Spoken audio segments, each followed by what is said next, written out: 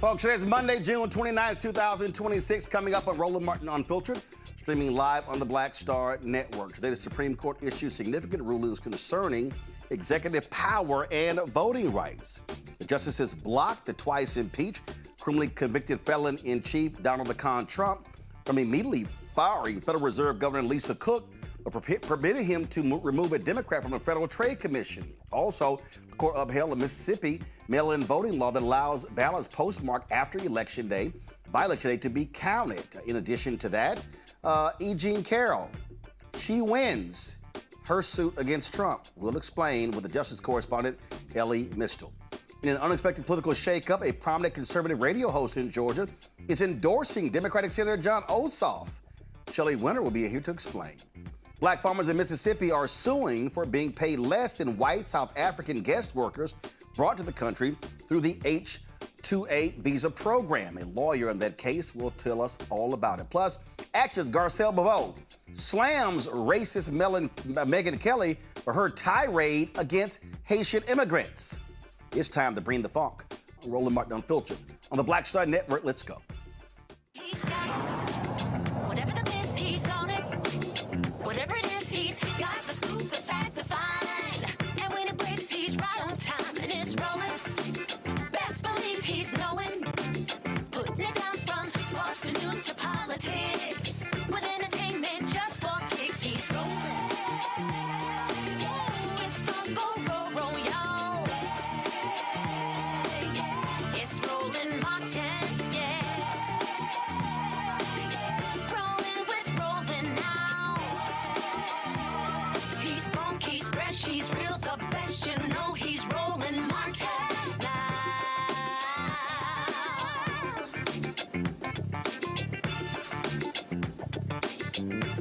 Martin.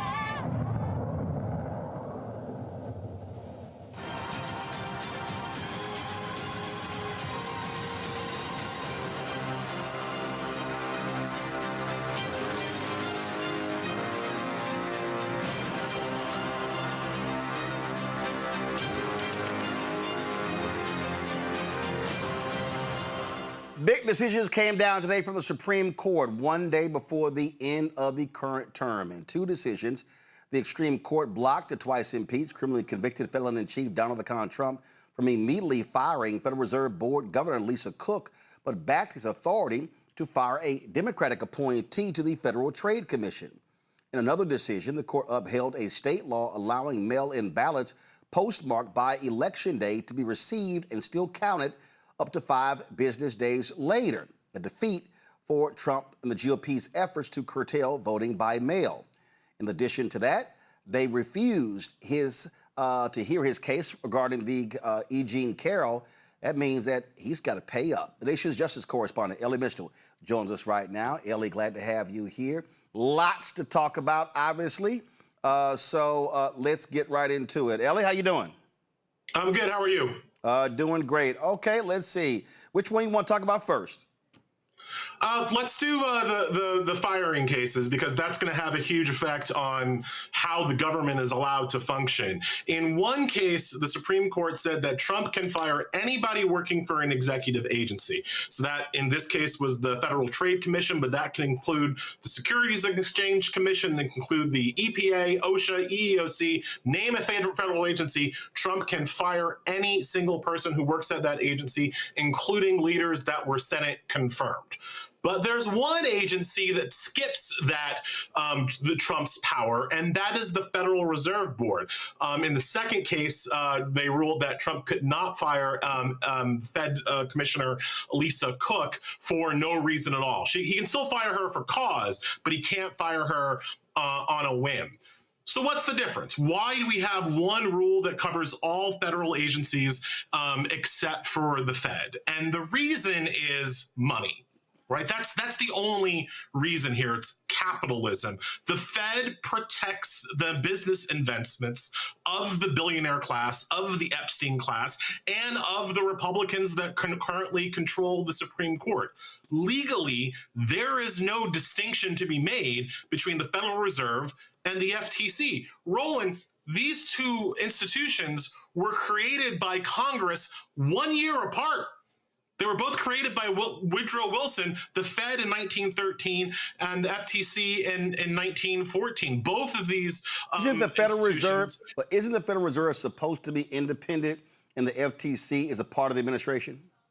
Well, see, that's the thing. All of these executive agencies are supposed to have some level of independence from the executive branch. That's why Congress creates these agencies. This isn't like the Department of the Interior or the Department of Commerce or what have you. These aren't directly in line cabinet positions that report directly to the president. These are agencies that Congress itself creates, like the EPA, like the FTC, and like the Fed. And so their leadership is supposed to be protected from at-will firing by the president. At least that's how they were supposed to be set up according to the law. But the Supreme Court has ignored that law and literally overturned a precedent that is over 90 years old, saying that these commissioners cannot be fired at the whim of the president and can only be fired for cause. John Roberts directly overturned that precedent this morning in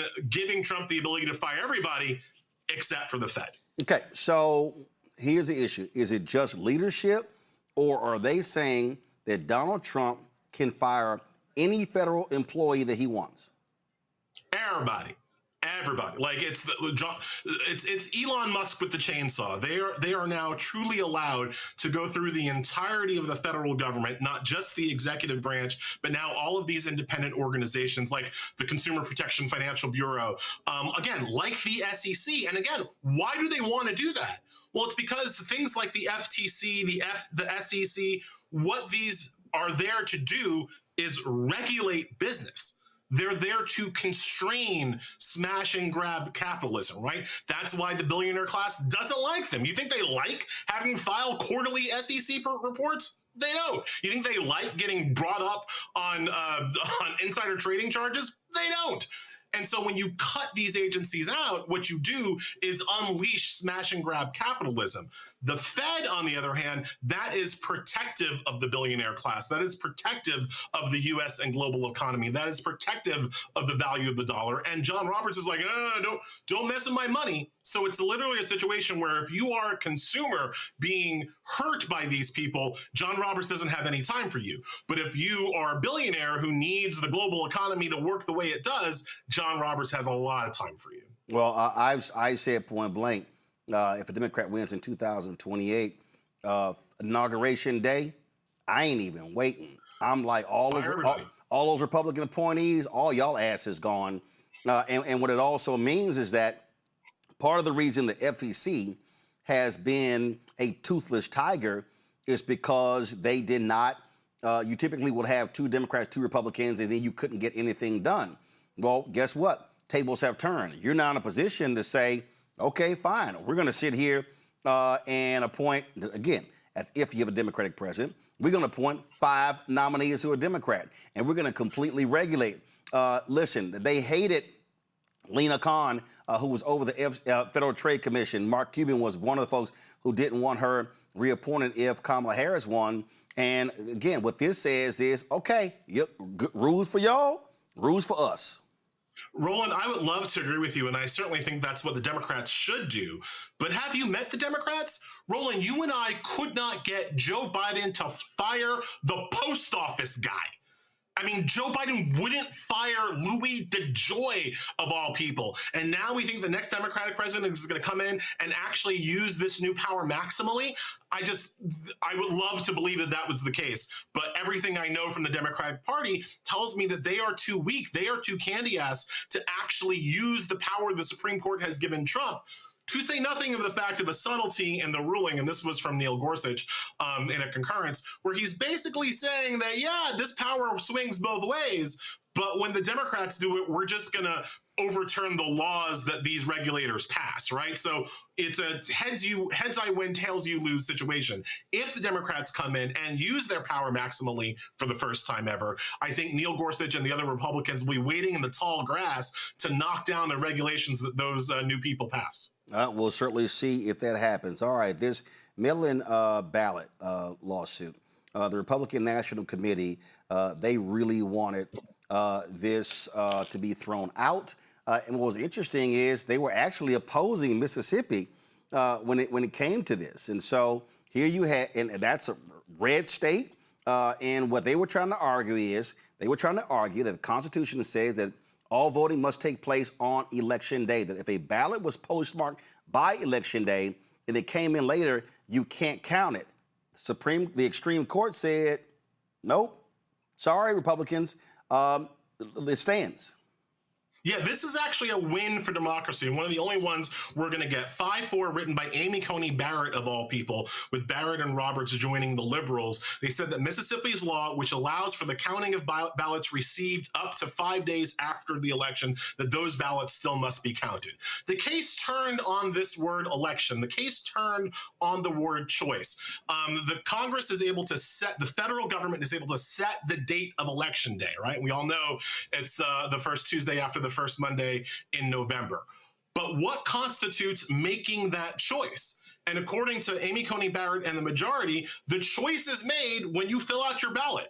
When the ballot gets received, whether it's on Election Day or a couple of days after Election Day, that doesn't mean that your choice happened after Election Day. You chose by Election Day.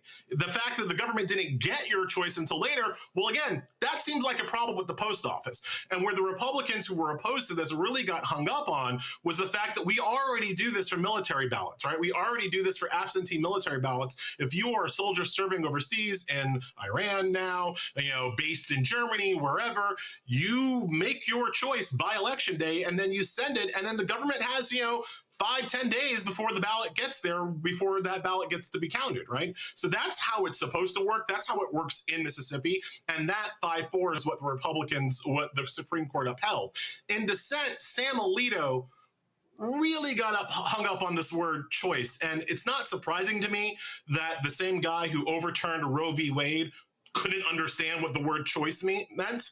But according to Alito, he thinks choice doesn't count until the government sees your choice, which is a ridiculous way of understanding the definition of that word. But Alito and Thomas and the other people who dissented, that's what they got hung up on. But they lost. And so Mississippi's law stands. Now, to be clear, Mississippi can change the law anytime that it wants. If Mississippi wants to say that your ballot has to be received by Mississippi by Election Day, Mississippi can change that law, and there's nothing that the Supreme Court would do to stop them from doing that. But as it stands now, states that want to allow ballots to be received some period after they've been mailed, after Election Day, the Supreme Court says that is perfectly constitutional. Barely. And this, of course, was a major thing that Trump wanted to get thrown out because Republicans have been yelling, I don't understand, Election Day, you should know the winner that night. Yeah, it's this weird thing where people, where Trump has trained his people to rely on instant gratification, right? They want to know the winner of the election right now. And the reason why they believe that is because, as we've consistently seen, mail-in voting tends to favor Democrats. That's not because of the nature of mail-in voting. That's because of the messaging that both parties give to their base voters, right? Republicans tell their voters, show up on Election Day, and so they all do. Democrats tell their voters, we're not going to just worry about Election Day. Show up early, vote by mail, vote in whatever way is easiest for you. That's the Democrats' line. And so it creates what Republicans call the red mirage, right? Where they seem to be winning early as the Election Day votes are counted. And then that lead gets smaller and smaller and smaller as you count all the votes. But my point to them is always, and I mean this truly in a nonpartisan way, we should want every vote counted if we're going to call ourselves a democracy. It's just good government to have people who want to vote, who are eligible to vote, who did vote, to have those votes counted. And if you vote before Election Day, that vote should be counted regardless of when it gets to the government in the mail, because when it gets to the government in the mail has nothing to do with you. It's not your fault if the post office is slow. It's not your fault if the post office can't get its act together. It's the government's fault. So the government should bear the burden of getting their chickens in a roost. And quite frankly, if you wanted to really get rid of the problem, have people be allowed to vote electronically. That'll be instantaneous, if that's really what you're asking. But of course, Republicans don't want to actually make it easier for people to vote. They want to make it easier to throw away the votes of legitimate voters.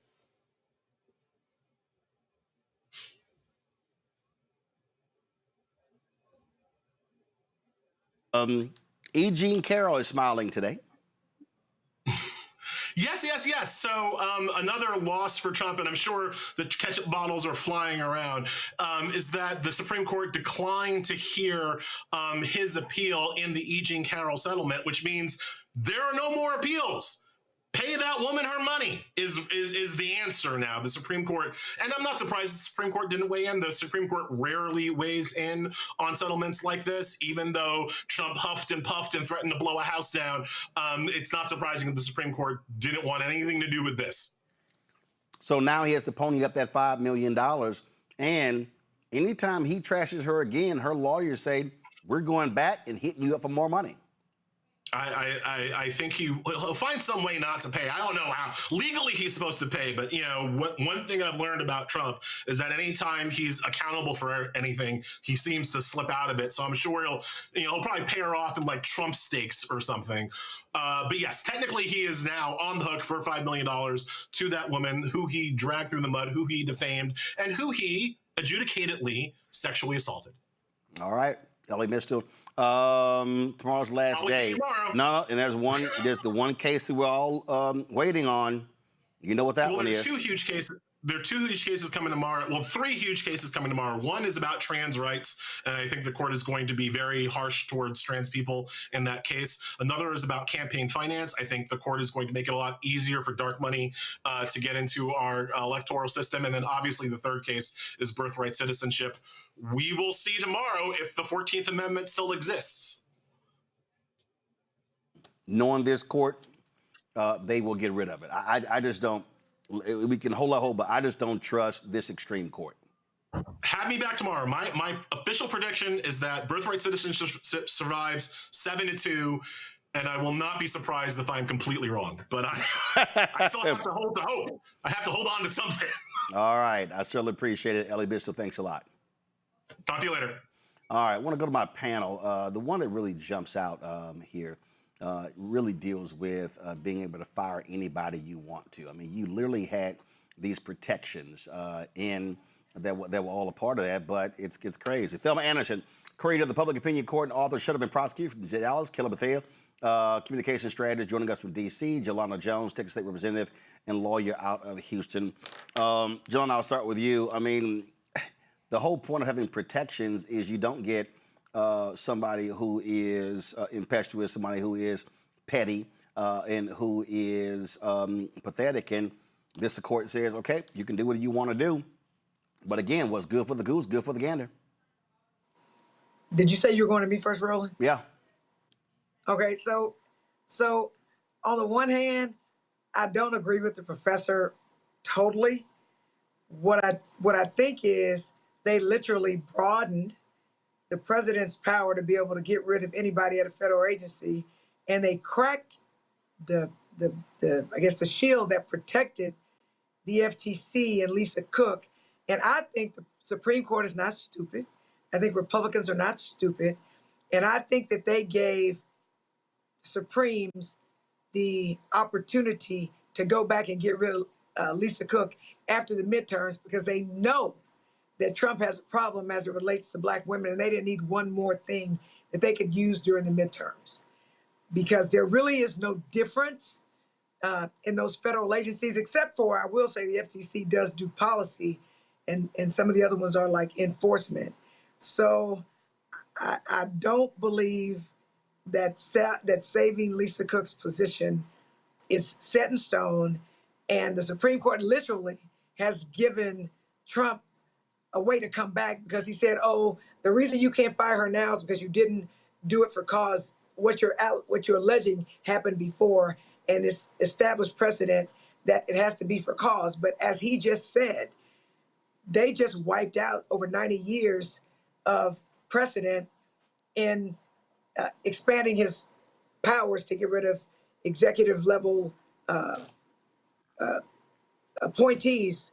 So I think it was just a political thing. It was not legal. And I think they're waiting to go. Just like Roland, if you'll remember with the gerrymandering, the at first they said, yeah, we're going to keep it, and they kept it out. And a Trump appointee I was got one you. of the ones who said it. And then I told you, Roland, before that, oh, they needed that to get it up to the Supreme Court. They're literally going to get rid of voting rights. And that's exactly what they did.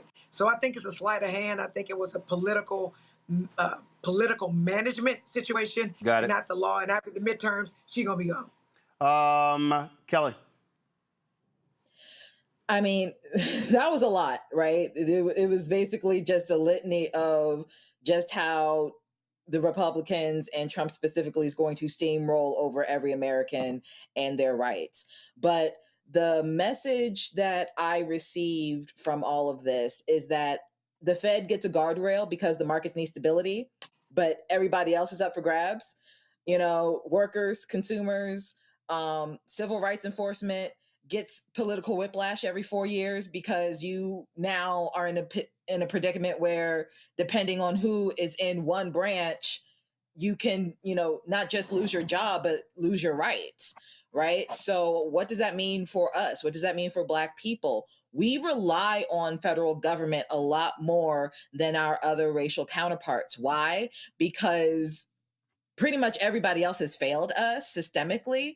And if independent agencies become presidential loyalty shops, then the question becomes, who protects people from the administration itself when the administration itself is hostile to their rights, right? So I'm curious to see how this actually plays out outside of, my gut saying it's going to just be chaos. But at the end of the day, it just feels like they keep gutting the Constitution because they think that, the federal government has, way too much power, that government has way too much power. And the Constitution, in order to survive, in order to be effective, it doesn't require weak government. It requires accountable government. And you can't have accountable government when everything is being bottlenecked to one person being the president of the United States. And I feel like they know that, but they simply do not care because at the end of the day, it's about the preservation of white power, white supremacy, and just control overall.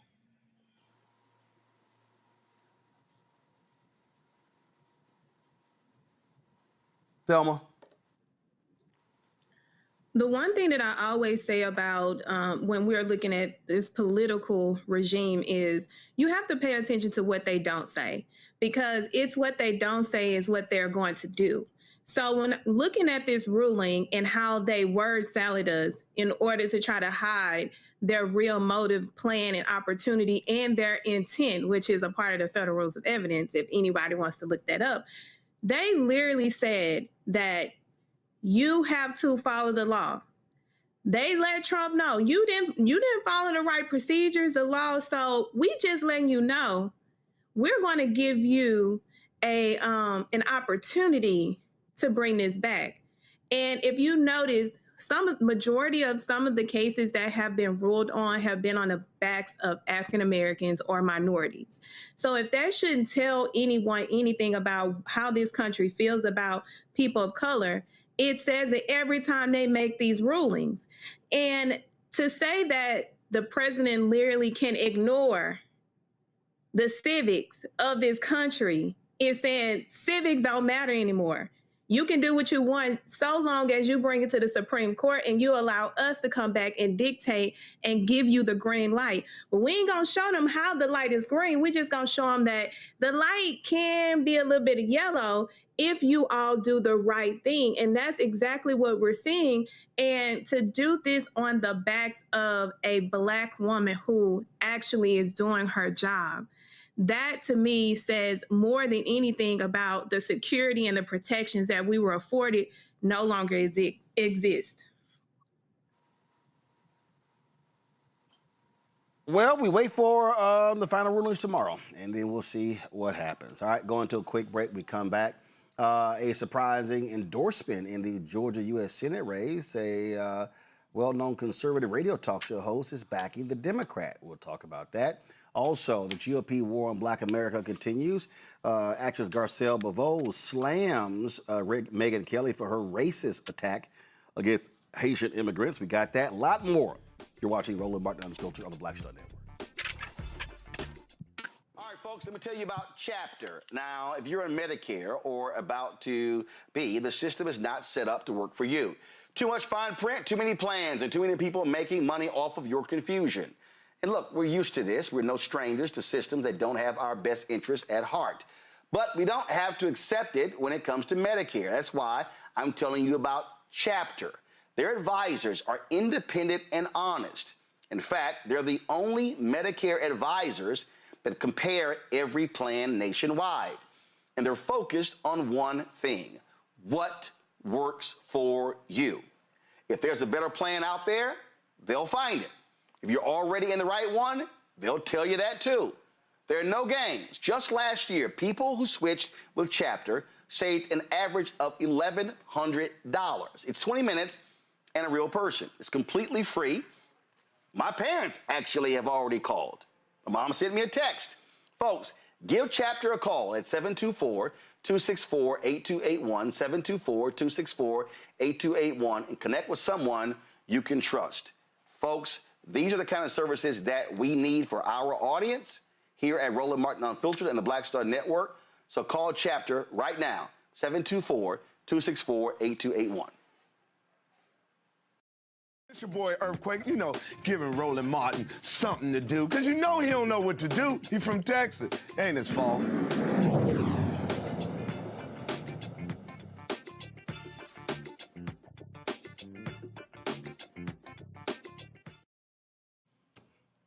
Major elections in November. Democrats, of course, want to hold on to the seat in Georgia, pick up seats in North Carolina, Maine, Iowa, Alaska, and some other ones. Republicans have endorsed someone that many other Republicans have been highly critical. Well, conservative radio talk show host Shelley Wynter announced that he's saying adios to the Republican nominee, and he is supporting incumbent Senator Jon Ossoff. Well, of course, remember, Republican Derek Dooley, he lost to Mike Collins. And they're, like I say, so folks are talking about this. So, okay, what the hell's going on? So Shelley joins us right now. So, Shelley, what the hell? All your Republican buddies, are they disinviting you from the golf course? Not at all. Good to see you, Roland. Not at all. I'm probably doing what thousands of Republican voters are going to do in Georgia, and that's split the ticket. It's been done before. It was done with Raphael Warnock when he won, and Brian Kemp won a gubernatorial race to Stacey Abrams. I was one of the people who did that, and it's probably going to be done again by thousands, hundreds of thousands of Republican voters, particularly moderate Republican voters. I like Derek Dooley in that primary. He did not come through. I'm not happy about Mike Collins. I'm not happy about the campaign that he ran. I'm not happy about the things that he wants to do. So I'm very happy to have endorsed Jon Ossoff. And then a couple days later, I exclusively had Rick Jackson on, who's running for governor, and endorsed him on the Republican side. So I'll be doing what a lot of Republican voters will be doing in Georgia, and that's splitting the ticket. So what's the issue with Mike Collins? Just don't like. I'm not for anybody going up to Washington saying that they're going to do whatever the sitting president and his party is doing. That's pretty much my issue. I'm not for that. It's just. It's not the way to do. You're supposed to go up there and represent us as Georgians, not the president necessarily. And whatever he wants to do is a blank check or automatic vote. So, and I'm also one of those Republicans. I was very unhappy with what happened to Thomas Massey. It's kind of me and my own personal wake up call to the Republican Party to come back home. To be a more moderate party and not this wackadoodle party that it seems to be becoming. So you're bothered by the fact that Collins announced that he would be a Trump sycophant and do whatever he wants. Pretty much, among some other things, which, tune into my show to find out. Have you heard from the Ossoff folks?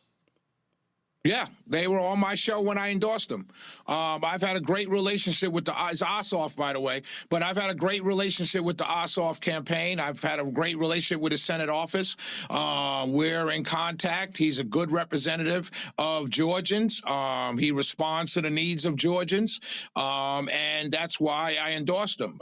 Some of the issues that he's been working on as a senator here in Georgia, cracking down on Wall Street, ownership of homes down here that's driving up cost and driving people and driving out new home buyers. He's worked on some veterans issues, and he has a great constituent services down here. So for me, it's, at some point, someone's got to be brave enough on either side of the aisle to say, I'm not going to be a partisan hack. I'm not going to vote for my side all the time. And I'm going to maybe vote for the other side in particular races, not down ballot, but in particular races. And I think if we all did that, we might get the services that we need from our elected officials. Well, you mentioned housing there in Atlanta. How is it playing Trump's refusal to sign that law until he get the SAVE Act? Right, I'm opposed. I'm mad at that. I'm upset at that. I really am. I said it as much on my show the other night.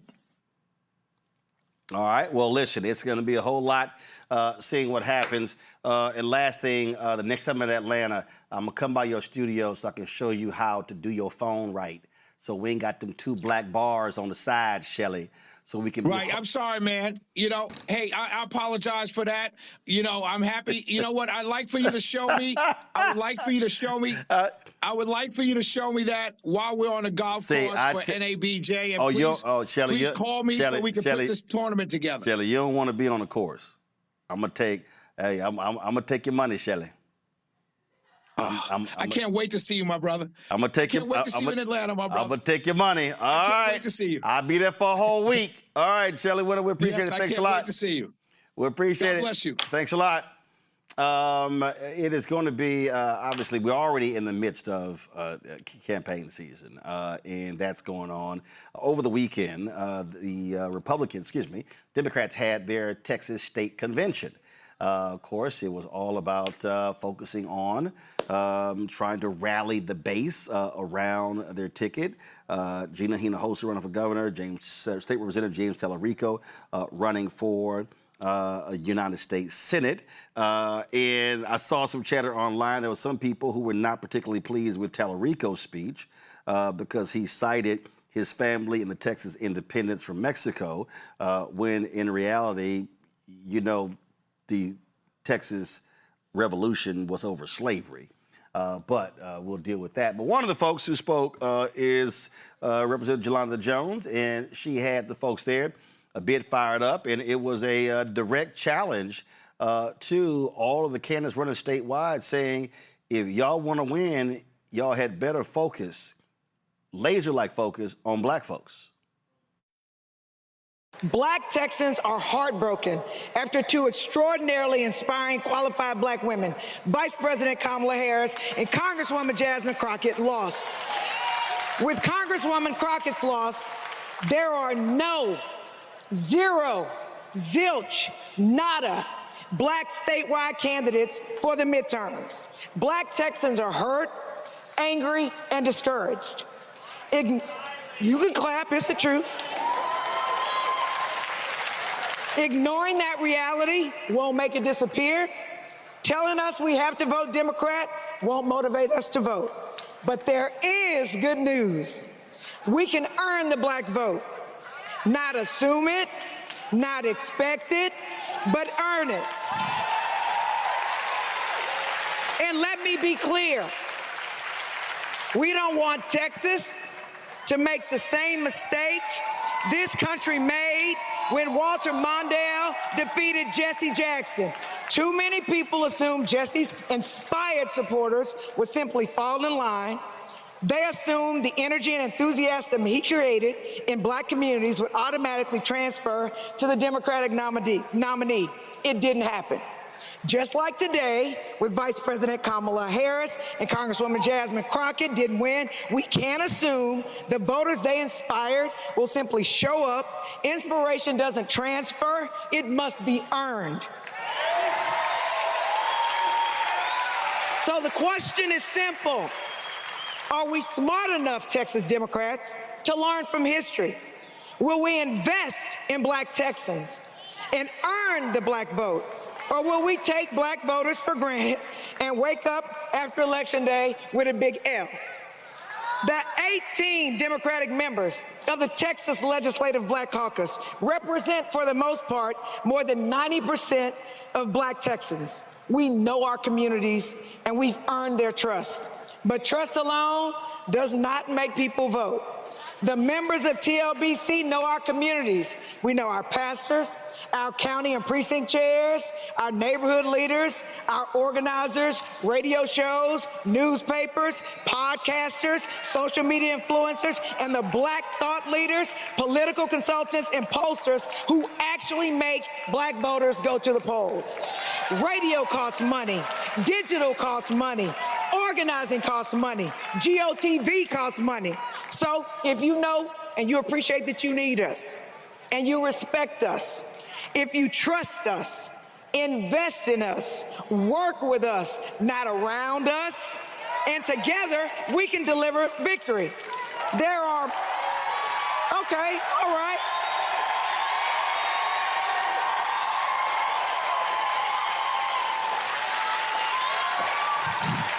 There are many ways to lose this election. There is one clear path to victory. That path runs through Black Texas, not by talking at Black voters, but by listening to Black voters, not by taking Black voters for granted, but by investing in Black communities. The road to turning Texas blue runs through Black Texas. So I'll leave you with this. Be bold, be brave, tell the truth, have the courage to have the conversations that make people real uncomfortable, and do the things that need to be done to get out the vote. Because I believe if we do that, Texas Democrats, that Texas can change and that Black Texans are ready to help lead that change. Okay. Let's invest boldly. Let's organize bravely. And let's turn Texas blue. Because trust and believe, on my mama, the road to blue goes through Black. Thank you. All righty. First off, Yolanda, why you take off your jacket? Dude, you didn't say I had on a jacket. Like, were you trying to sit here? Like what? You trying like a preacher? Dude, I had on a Jesse Jackson T-shirt from Rainbow Push. That's why I took it off. Well, first of all, the T-shirt was purple, right? It was black, so we couldn't tell what the hell it was. I was like, what is she taking her jacket off for? Like for dramatic effect? All right. I wanted for people to see since I used the Jesse Jackson example. Okay, all right. See Jesse? Yeah, now we can make it out. It was like this Jesse. So we about to have the Jesse effect. Okay. That's what it was for, sir. Got it. Next time wear a white T-shirt so we can see the brother. Anyway. They didn't have no white T-shirts at Rainbow Push. You can't find something. Yeah, I'm like, even I saw the first two times, I'm like, why is she taking her jacket off? Anyway. Acting like the elder. I'm just right. I'm like sitting there like, okay, like dramatic effect. All right, anyway, after you gave your speech, what was the dialogue and what is your honest assessment of right now? Here we are at the end of June. You've got 5 months left. The primary was over in March. We knew exactly who the U.S. Senate candidate was going to be, Tellerico. We knew that Hinojosa was going to be the gubernatorial candidate. And so now we know with the ticket in terms of the other statewide races, Attorney General, Lieutenant Governor, Secretary of State, those races. So, okay, where is this party when it comes to doing something and reaching out to the group of voters that represent the largest group of black voters of eligible black voters of any state in America? So we go see. I reached out to Tallarico in March. He has not wanted to have that conversation with me. So, you know, you can lead a horse to water. You can't make him drink. But I can tell you that I prayed, Roland, before I gave the speech because they wanted for me to give like a rah-rah inspirational speech. And I just didn't think that that needed to be said. And I wanted to let the Texas Democratic Party know from the main stage that they got a black problem unless they fix it. And I've learned that Tallarico controls the Democratic Party because he is the highest, he's at the top of the ticket. And since he won't listen and he hasn't responded and he's ignored people and he's told people that he's working with black electeds and he's not for the most part, I just wanted to say it. I fully expected that black people and black delegates would understand. What really surprised, and I was prepared for white people to be angry at me because of white fragility, white privilege, and they always want to blame stuff on us and want us to be Captain Save-A-Ho for the Democratic Party all the time. I was seriously surprised that I got all of the ovations that I got standing up. So that was, I like that. I will say that there were some outlying white folks who were really upset and basically said that they took that I was saying we were going to hold the black vote for granted. That's not what I said. I said there are things you can do, Texas Democratic Party, to get black people to roll with you. Now, do I think that Tallarico's refusal thus far to engage black electeds and the black infrastructure has put him at a disadvantage? Absolutely, because there's not a lot of time to try to rally us. But we actually had a meeting today, Roland, early today, where black people, black thought leaders, elected officials from Dallas and Houston met, and we are getting together and we're going to stand together. And hopefully Tallarico and the Texas Democratic Party will see that and they will listen to us because Tallarico has given out money to white GOTV organizations and white infrastructure, and Hispanic infrastructure, but he's not giving it to black infrastructure. And so either they'll listen or they won't.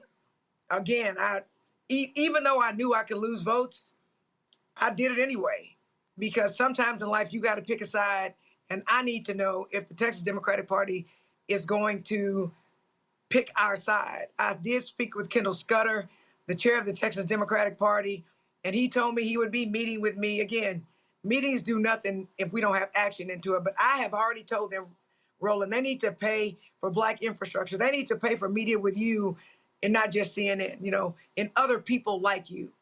I've told them that we have people like using hit strategies with Terrence Woodbury, who no one polls black people better than him.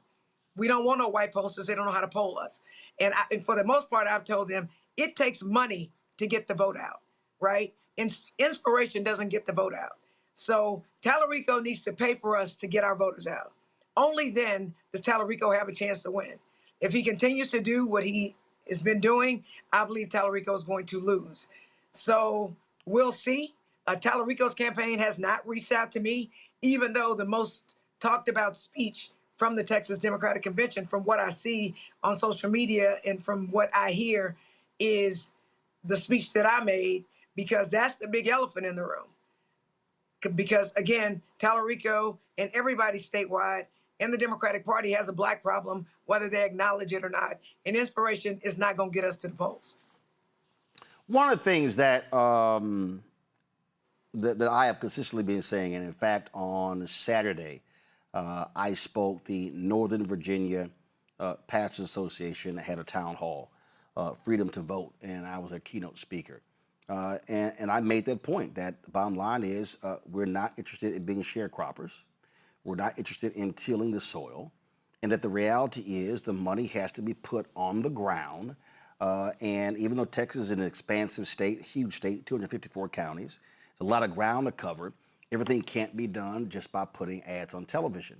And the reality is, we had Ashley Etienne on the show the other day. It was an op-ed. He was there today, Roland. It was an op-ed that she wrote in Houston Chronicle, talking about lack of black turnout in last two senatorial races, presidential race as well.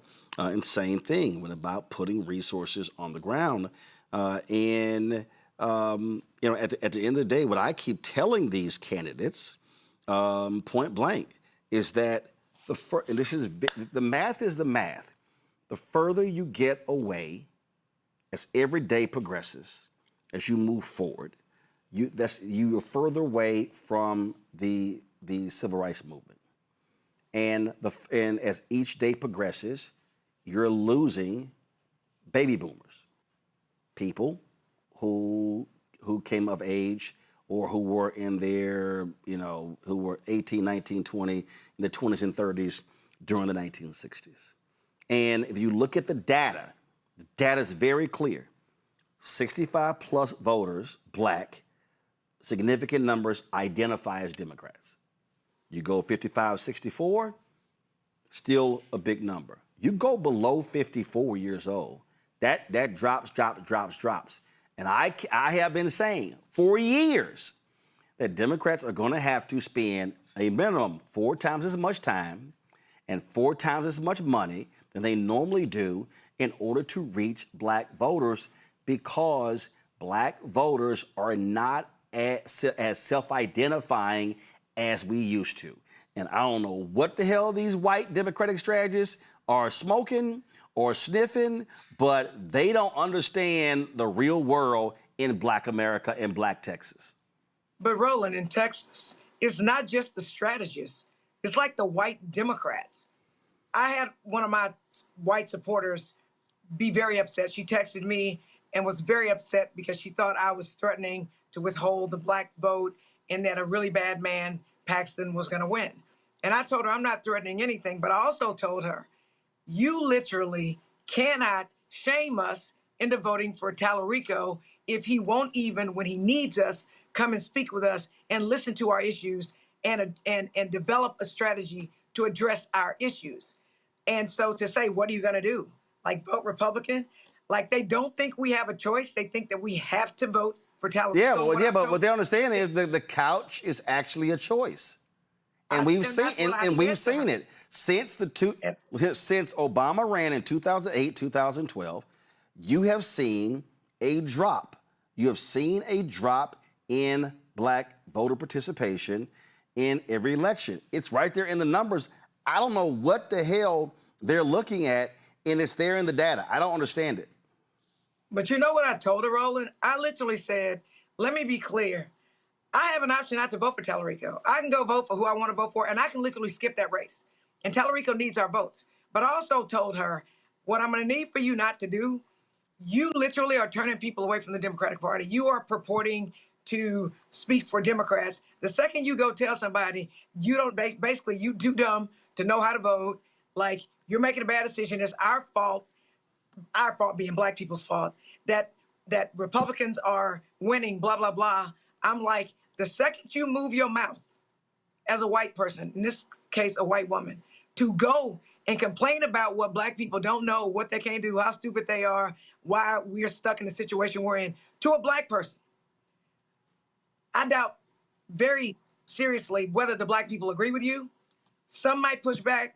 Some just won't say anything and be like, she crazy. And when you tell me I'm stupid and you tell me to do something, I'm going to do just the opposite. And so I told her, the second you get ready to move your lips to tell a black person how dumb black people are, I promise you, whether they tell you or not, you are hurting yourself. We ain't listening to you, and you're pushing people farther and farther away from the Democratic Party.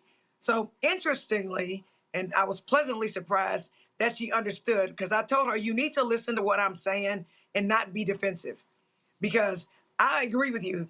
Paxton is terrible. If Paxton is a senator, things will be really bad. But I told her at the end of the day, regardless of whether Democrats are in office or whether Republicans are in office, black people always get the worst end of everything. And even when there's prosperity, black people always receive the least amount of prosperity. So for us, it doesn't matter. And it's like, we damned if we do, if we damned if we don't. So if the point is to tell us to put us down and not actually listen to us, like you're the boss and you know what's best for us, i.e. white man's burden, then you're pushing us away. We're not going to vote for you. And if you can either receive that and try to learn from it and try to learn from the Black perspective or not. But you better start listening to us, because the guaranteed votes that we used to give y'all, we just not giving y'all no more. And ain't nothing you can do to make us think it's our fault that we in the situation we in. Because the truth is, white progressive women put Trump in office over their own Hillary Clinton, which started all this. So you really need to be talking to white progressive women. Thelma, again, numbers do not lie. And it's very simple. Why did Republicans do as well in the last election with Latino voters? Mm-hmm. There was a massive investment reaching those voters. That was an early investment. See, I'll never forget, the Republicans were running ads on Black radio in key markets, Detroit was one of them, that included attacks on Biden-Harris with regards to trans rights. Now, whether you support or don't, it doesn't matter. Understand the strategy. They were appealing to Black voters who are church-going voters. That was in March. And I remember sending a text message to leaders in the campaign. And their deal was, man, it's not showing up in our research. And I was like, say what? So then you go to April, May, June, and then you go to the fall. They took that strategy and they then went, remember they included the Breakfast Club clip in that ad. I was in multiple battleground states. Those trans commercials were running in every football game. I think one of the states, I cannot remember, I literally saw the commercial 6 to 8 times during halftime alone. And I was going, if y'all think this is not going to have an impact, y'all are crazy. So what is my point here? The point here is this here. This is the data. Racial gaps in turnout, they are increasing. Okay, we've talked about it. Go to my iPad. We talked about it. You see it right here. You saw where that blue line are African Americans. You see right there in 2008, 2012, how that number went high. 2012, it was higher than white voters in the Black line. Then you saw it dip, but over the next 4 years. Then it went up in 2020 because of COVID, because they expanded access to the ballot. Then you see it dip right there in 2024. I keep telling these Democrats, ball don't lie. And if y'all do not pay attention to what is going on, and if you do not make substantive investments over a longer period of time, you are not going to get Black turnout. And this is reality. Tallarico and any Democrat, and you cannot win without Black people in Texas or Louisiana or Mississippi, Georgia, North Carolina, Florida. I'm like, hello? The road to blue goes through Black. Thelma?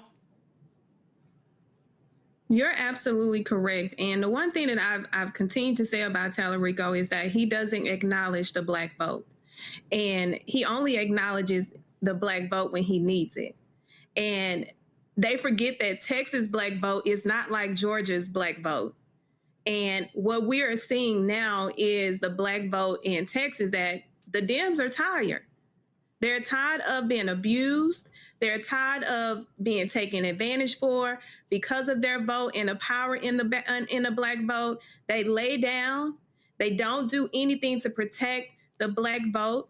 They don't do anything to protect the Black businesses, which is why we are looking at the gaps in how they pay Black political influencers and Black media, but they go and spend millions of dollars on the whites and the Latinas, and then they expect to come and say, oh, you got to do this. Black people are tired of y'all telling us what we got to do. we're going to show you what we will do since y'all want to play with us. And that's exactly what Tallarico is experiencing. What we're seeing now is Tallarico's past, when he made these misrepresentations on 2 Black candidates, and he refused to speak on Black issues, but you want the Black vote. You don't want to spend money with the Black vote, but you want to spend money to attack Jasmine Crockett because y'all can't read, or y'all lack the fundamentals of actually reading with purpose. But that's not a Black problem. That is why he's struggling to reach the Black vote, and he's running out of time. He's running out of time. And one example I would leave people with, because this was a recent election, the reason the mayor in New Orleans won against 2 Black candidates in one of the Blackest cities in this country is because she knew how to energize the Black vote. She enriched her campaign with the most qualified Black people or people of color in New Orleans, and she won big. So if anybody should be taking a page out of how to reach the Black vote, he needs to be contacting her and also utilizing the Black representatives and political strategists here to understand you are running out of time, and time is not on we don't care, because we're going to do what we need to do. But we're going to stop with y'all using our vote to try to demonize us, because we are putting y'all on the clock and making y'all do y'all work. Kelly, and again, I'm just going based upon what I've said on the show previously and what I've said to candidates directly.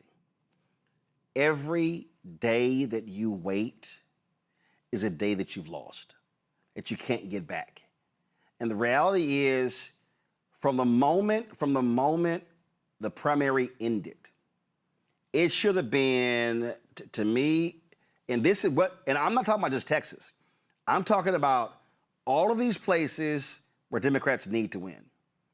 And every day it has to be, how are we hitting the pavement? What groups are we touching? How are we reaching them? What are the constituents? What specifically, how are we communicating with Black men? How are we communicating with Black businesses? How are we communicating with Black evangelicals? How are we communicating with Black activists, social groups?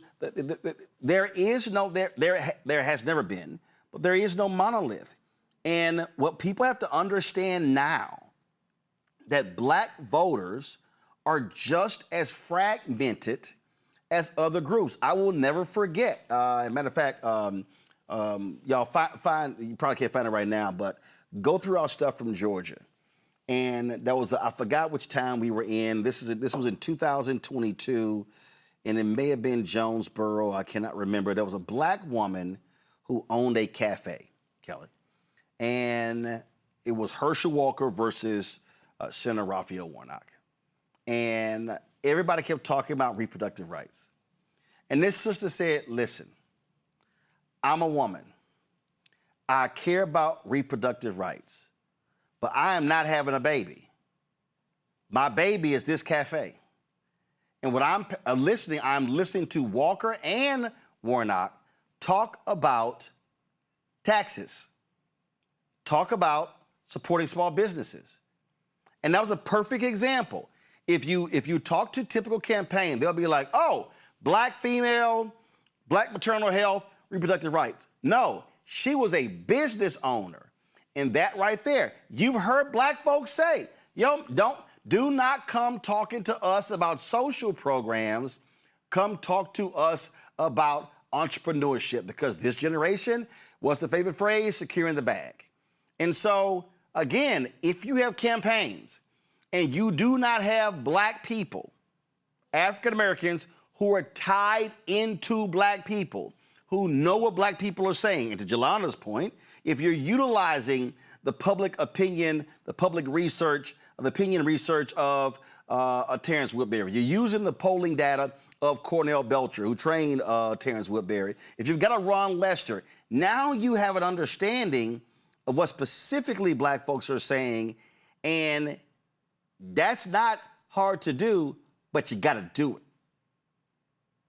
Not only do you have to do it, But the fact of the matter is, in order to do it, it costs money and it costs time.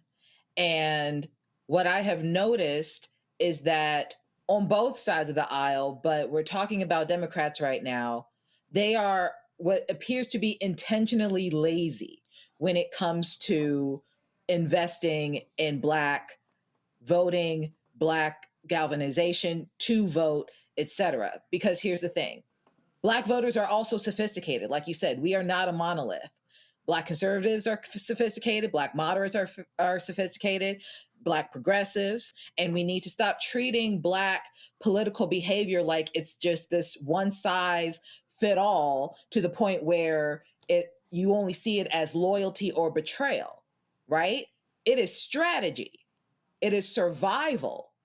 And this is where politics get real, because we don't live in partisan press releases. We don't live in talking points, right? Our politics live inside grocery bills, hospital bills, school systems, small businesses, like you said, sometimes even family drama, right? So even going back to your previous guest, who is the conservative talk show host, he basically said, I'm not agreeing with you on everything, but I trust you more than I trust the person who's supposed to be aligned with my ideologies the most, right? The game is, who is the least likely to play in my face?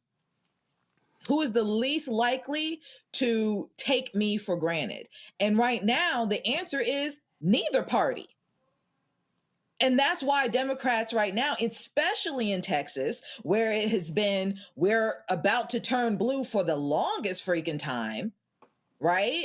They haven't been able. Oh, I'm sorry. We are about to, I'm sorry, I heard something in my ear, but it is, Texans have been about to turn blue for the longest time. And the reason why they haven't crossed that threshold into Blueville, so to speak, is because they haven't invested in Black communities and people of color to the extent that they invest in white voting. And let's face it, white voters are also on the decline, just like our boomers are.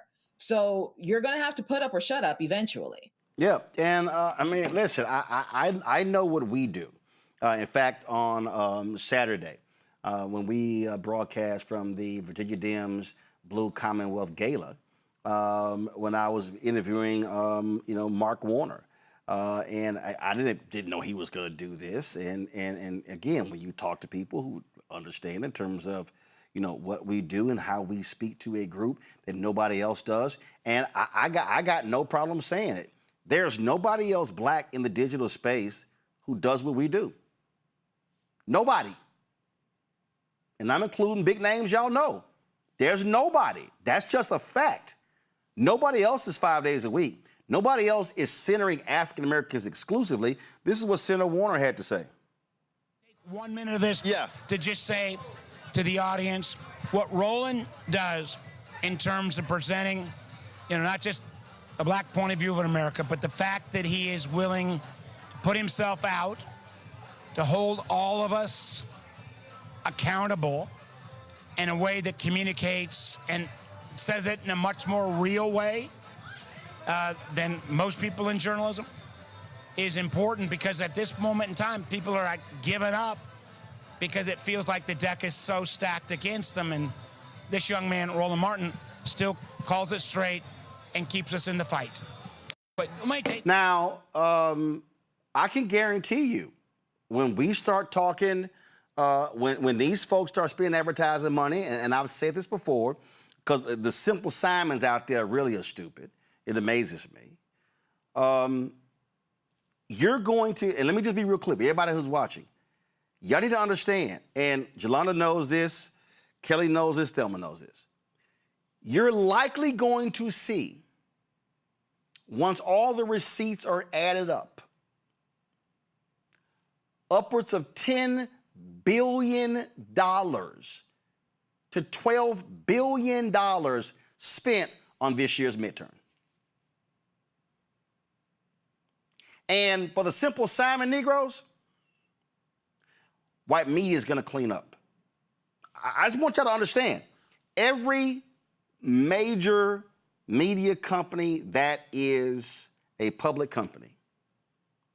They have been saying, they said in their first quarterly earnings report, which was in April, because the first quarter was January, February, and March. They said in their second quarterly earnings report, and they're going to say it in their third quarterly earnings report, the percentage of political advertising that they expect to get. And Urban One, of course, black-owned, Alfred Liggins, Kathy Hughes. But let me tell you, Comcast, Disney, Sinclair, Nexstar, all of those publicly traded companies, they're all are banking on getting billions of dollars in political advertising. That's national networks, local TV stations, radio stations, iHeart, Cumulus, Odyssey, all those people. And here we are as black-owned media, we should expect to be receiving advertising as well. But when I listen to some black people like, you shouldn't be taking advertising. How in the hell do you think media what the hell do you think media runs on?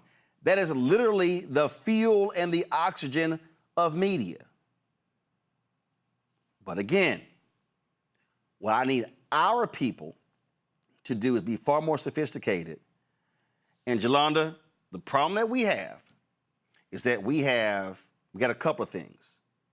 We got a lot of black politicians who are afraid to challenge the National Democratic Party, the State Democratic Party, or the County Democratic Party. Or we have black politicians who want to make excuses and are willing to deliver, or they claim to deliver black voters and deliver their endorsement, and they haven't gotten anything for it. And that, to me, is dumb as hell if you do not maximize a return on the investment. I agree, or there are black politicians who think white folks' ice is colder, including white media is colder. Mm-hmm. So you have that group of people as well.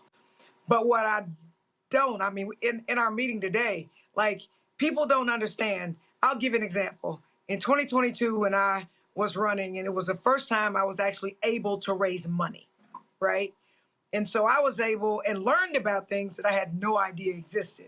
For example, on the morning of Election Day, my campaign manager, Dallas Jones, called me and said, Joe, I need for you to sign a check for $46,000. This is on Election Day, about 11 o'clock in the morning, polls closed at 7. I was like, $46,000 for what?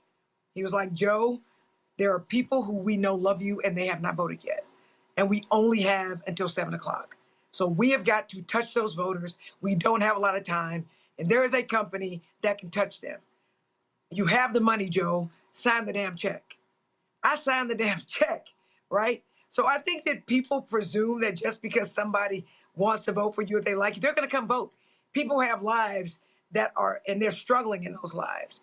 And so even with you, Roland, for example, when you came here and you delivered, you came here for the Super Bowl, you actually had a whole team. That cost money. You had to film from a place or whatever it's called. That costs money.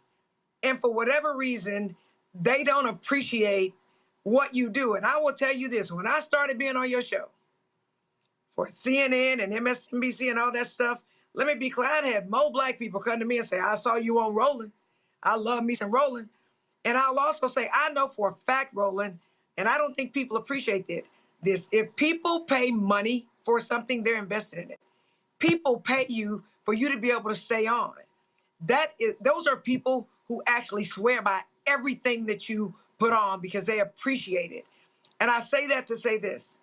If people need black people to get elected, why in the hell would you not go to people that people pay money to get them to stay on TV? And so I just think that we are colonialized.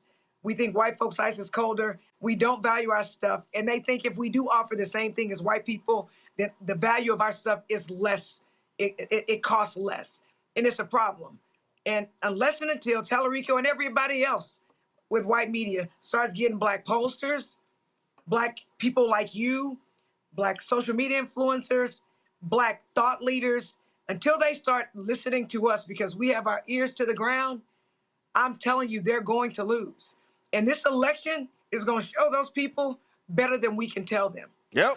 And so I absolutely appreciate, Beto raised money hand over foot. He lost. Black people weren't inspired by him. And he ran twice, and everybody holds him as a standard. But isn't the standard supposed to be if you won? He hadn't won. All right, he hadn't won. Yep. And they can, and Tallarico, okay, you ain't won yet. And trust and believe, come November, if you don't win, you're gonna be an afterthought as well. You raise a whole bunch of money. And what I'm saying is, I believe that Tallarico and the statewide candidates, but mostly Tallarico, should give to elected officials who know how to get our voters out to vote for us. Because if my voters come out to vote for me, I can probably get them to vote for Tallarico. He needs to do it because the people who are donating money, they're not giving it to us. Everybody's giving money to Tallarico. And if you can go write a check for $10 million to a white GOTV group that I ain't never heard of, and they damn sure ain't heard of me, then how they gonna get my voters out? And I will also tell you, the black people that he has in his campaign, like one of the black people he has in Houston, I don't know the man. The man didn't know me. So how are you responsible for getting out voters when you literally don't know or haven't contacted the black elected officials in the area you're responsible for getting black vote out? It's the craziest shit I ever heard. But again, I've been trying to talk to Tallarico since March, and he's been avoiding me since March. So, and I had another black woman tell me, Jolanda, if he's scared to talk to you, I mean, he ain't gonna be able to stand the heat being a senator. And I hadn't thought of that. And I said, you know what, you're right. If you are too whatever to have a tough conversation about what the real issues are so that you can get the real black voters out to vote for you, then that's a problem.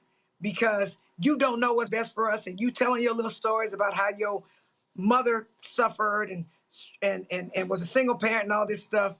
You still white. You got white privilege. There are things that you got that you can never understand. So you need to come and speak with us. And that's white people everywhere. All right. So right now, let me be clear. Talking about these young people, they don't understand the civil rights movement. Half of them don't even know. Real quick, I got to end this conversation because I'm going to guess wait. They've been waiting for 15 minutes.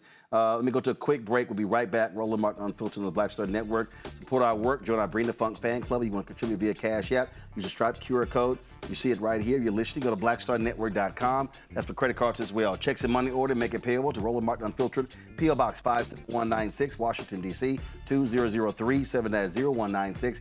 PayPal, R. Martin Unfiltered. Venmo, RM Unfiltered. Zelle, Roland at RolandSMartin.com.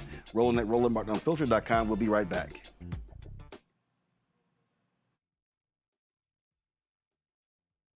Or about to be, the system is not set up to work for you. Too much fine print, too many plans, and too many people making money off of your confusion. And look, we're used to this. We're no strangers to systems that don't have our best interests at heart. But we don't have to accept it when it comes to Medicare. That's why I'm telling you about Chapter. Their advisors are independent and honest. In fact, they're the only Medicare advisors that compare every plan nationwide. And they're focused on one thing: what works for you. If there's a better plan out there, they'll find it. If you're already in the right one, they'll tell you that too. There are no games. Just last year, people who switched with Chapter saved an average of $1,100. It's 20 minutes and a real person. It's completely free. My parents actually have already called. My mom sent me a text. Folks, give Chapter a call at 724-264-8281, 724-264-8281, and connect with someone you can trust. Folks, these are the kind of services that we need for our audience here at Roland Martin Unfiltered and the Black Star Network. So call Chapter right now, 724-264-8281. My name is Lena Charles, and I'm from Opelousas, Louisiana. Yes, that is Zydeco capital of the world. My name is Margaret Chappelle. I'm from Dallas, Texas, representing the Urban Trivia Game. It's me, Sherry Shepard, and you know what you watch. Roland Martin on Unfiltered.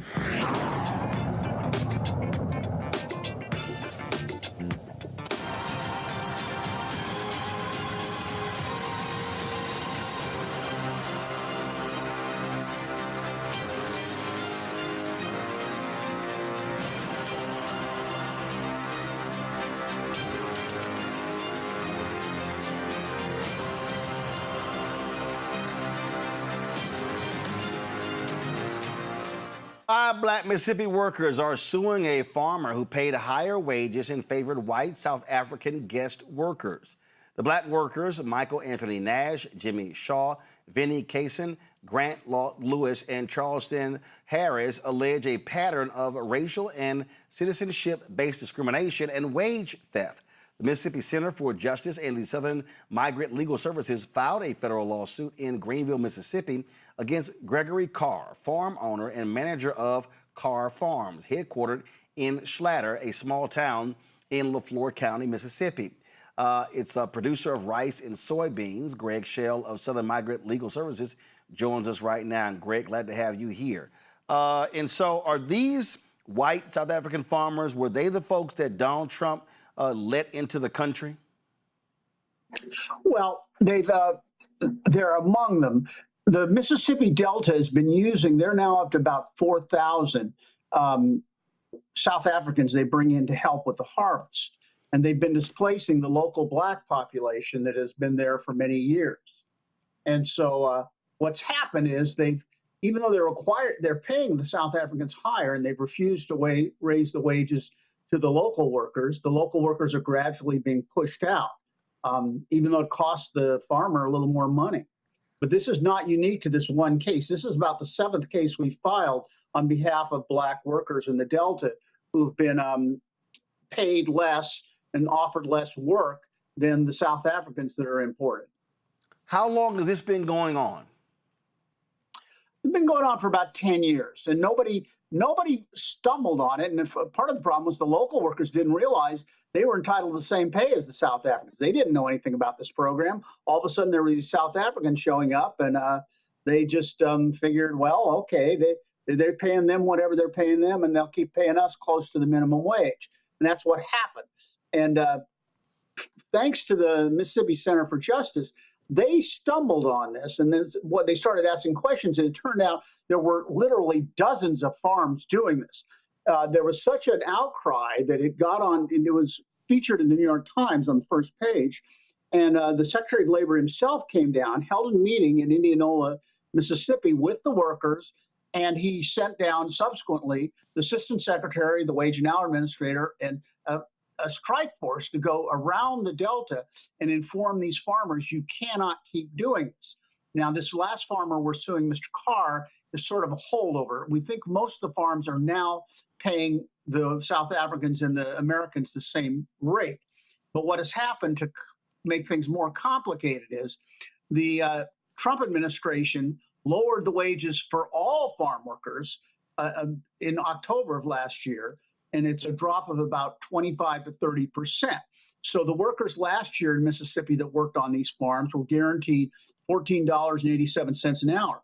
This year they're guaranteed under $9. So and the South Africans are getting $9 too. But this was a gift to the farmers. According to the government, this is going to result in an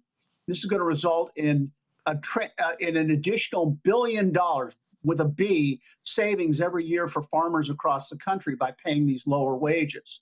So that was purely a gift from the Trump administration. Wow. So that makes it even more attractive to bring in the foreign worker. The foreign worker doesn't have a choice. The South African, he's got it tough at home. He'll take the $9. That local worker says, well, phooey on that $9. I know I can do better than that. And I'm out of here, which just hastens the departure of domestic workers, U.S. workers, local black workers from these jobs. Questions from the panel. Kelly, you first. Sure. So bottom line for me is that you can't say there are no American workers willing to do the work while Black American workers are standing right there doing the work and being underpaid for it. But on the other hand, this shouldn't be turned into an anti-immigrant story either. So how do we reconcile those two things, and what are next steps? Well, the law is pretty clear. In much of the country, the truth is there just are not a lot of Americans willing to do the hard labor. The Mississippi Delta is a little different because there just aren't a lot of job opportunities there. So many of these people have grown up on the farm, and that's all that there's available. So the law is very clear. You have to hire any American who applies first. You got to hire him first. And if you do hire a foreign worker, because you didn't get enough Americans, you have to pay the domestic worker at least as much as you're paying the foreign worker. The law is clear. It's been there for 50 years. It's no change. But what has happened is this got introduced into Mississippi and nobody checked. The Mississippi Labor Department didn't check. The Mississippi state government didn't check. And frankly, those of us who are advocates didn't check until the Mississippi Center for Justice sort of stumbled on this. And then they started asking around for more and more people, and they found out, gee, this is widespread, which is frightening. But now we found other problems out there as well. The local workers also. Now, this particular farm, in order to save further money, is treating everybody as an independent contractor. In other words, you get a 1099 rather than a W-2. Now, that sounds pretty good. You get a little more money in your paycheck. What it does mean, though, is that you're going to owe a bunch of self-employment taxes at the end of the year, and you're not going to get any credit for Social Security, and you won't be covered by the workers' compensation insurance because you're not an employee. And so that's been another thing we found, that apparently, according to the farm and their accountant, that's common out there. The local workers simply are treated as independent contractors. And so when they get old enough and either disabled or reach old age for Social Security, they find little or no money in their accounts. And they either get little Social Security or get nothing at all because nobody's ever paid it in on them. It's a different world in the Delta. It's about, we used to see this elsewhere in the country 40, 50 years ago. The Delta seems to be stuck in a time warp. Thelma? Good evening. One question that I had, I'm glad you spoke on it, because a lot of people don't understand how, and can you explain how were they able to get away with making Black Americans work under an independent contractor status, but the immigrants were being classified as employees? That to me makes no sense, but I understand the legalities of how and why they would do it to African Americans opposed to following the law. So can you break down how they were able to get away with this independent contractor status on American farm workers versus the immigrants? If nobody checks on them, nothing changes. And if you recall, Mississippi was famous for what they did with, remember Brett Favre and the volleyball court they built at University of Southern Mississippi for his daughter with monies that were supposed to help poor families, many of them in the Delta. Mississippi has not been at the vanguard of protecting the poor citizens in its within its borders. And so, again, nobody said anything. And the local workers, it's they don't know. You see, this also is reflected in unemployment compensation. If you're an independent contractor, there's no unemployment compensation for you. And if you look at the data, the counties in the Delta, the participation in unemployment compensation is extremely low. Of course, that's even with the tiny benefits. In Mississippi, the most you can get if you're unemployed, even if you're Donald Trump's salary, the most you can get in a week for unemployment compensation is $235. But even that money is being denied to these local workers because they're not on the payroll. They're independent contractors. So when the work ends at the end of the harvest and those winter months come, there's no money. There's no unemployment compensation. Yolanda? The first thing I want to do is thank you for suing, right? Because the courthouse makes people do things. But what I see is that they would rather pay white immigrants from South Africa more money than paying Black people. So that's just like anti-Blackism. They can't stand us. And then once they got called on it, now they're willing to even pay the white people less because they don't want to pay Black people. So my question to you is, what do you think the outcome, the ultimate outcome of this lawsuit is going to be? And do you think that it is going to be helpful to Black workers in Mississippi? Well, we've filed, as I mentioned, first of all, you should know that it's even worse. Not only do they pay the South Africans more, they pay them an average of nearly $1,000 each worker from South Africa to pay for their expenses to come over here. So they're paying that money on top of everything else. But the question is, will we be successful, and how can we change this?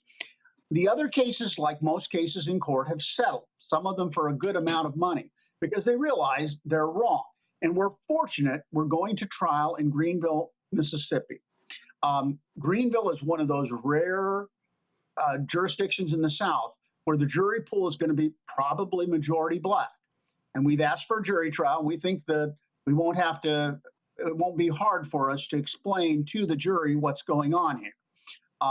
That we think they'll figure that out. There are so many examples, and one of our claims is a racial discrimination claim. One of the things that was striking was they pay the white workers also. There are a few local white workers. They pay them as independent contractors too, but they do something very special. When you're an independent contractor, you have to pay roughly 12% self-employment taxes to make up for the fact that there's no Social Security, no FICA being paid on you. So you pay that tax because you're an independent contractor.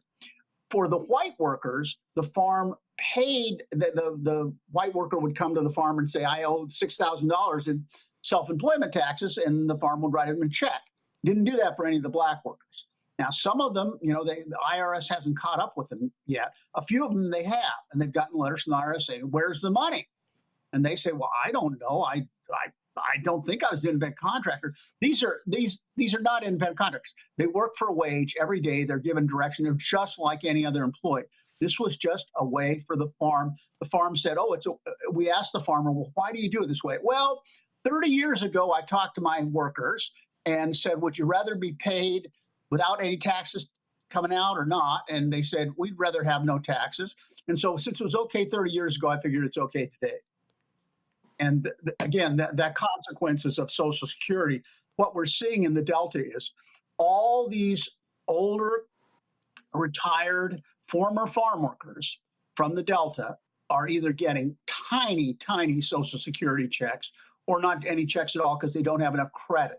And if you look at their earnings record, they've worked 50 years in their lives, but if you look at their earnings records with the government, only a small part of it shows up because much of the work was done as independent contractors off the books as far as the government's concerned. All right, Greg Shell, keep us abreast of what happens next in this case. Will do. All right then, folks. Got to go to a break. When we come back, we'll have Black Star Network headlines, and of course, we will talk about Garcelle Bouveau, who, let's just say, she had a few words for Megyn Kelly in her racist attack on Haitian Americans. You're watching Roland Martin Unfiltered on the Black Star Network.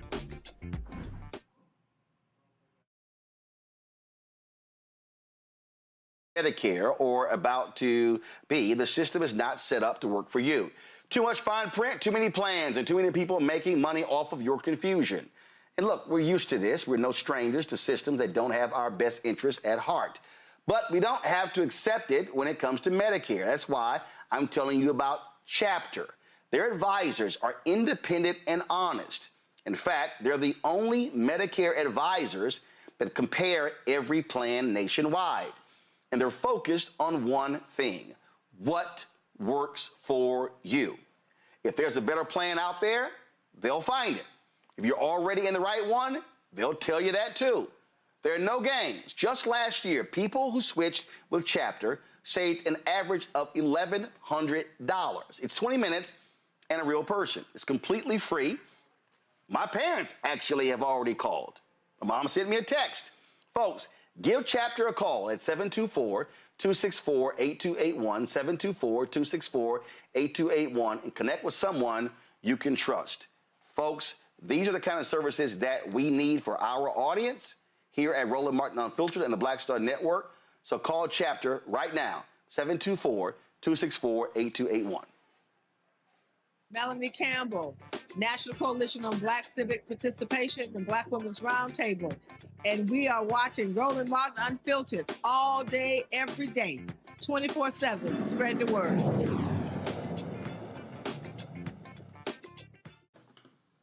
All right, folks, time for Black Star Network headlines with Brittany Noble.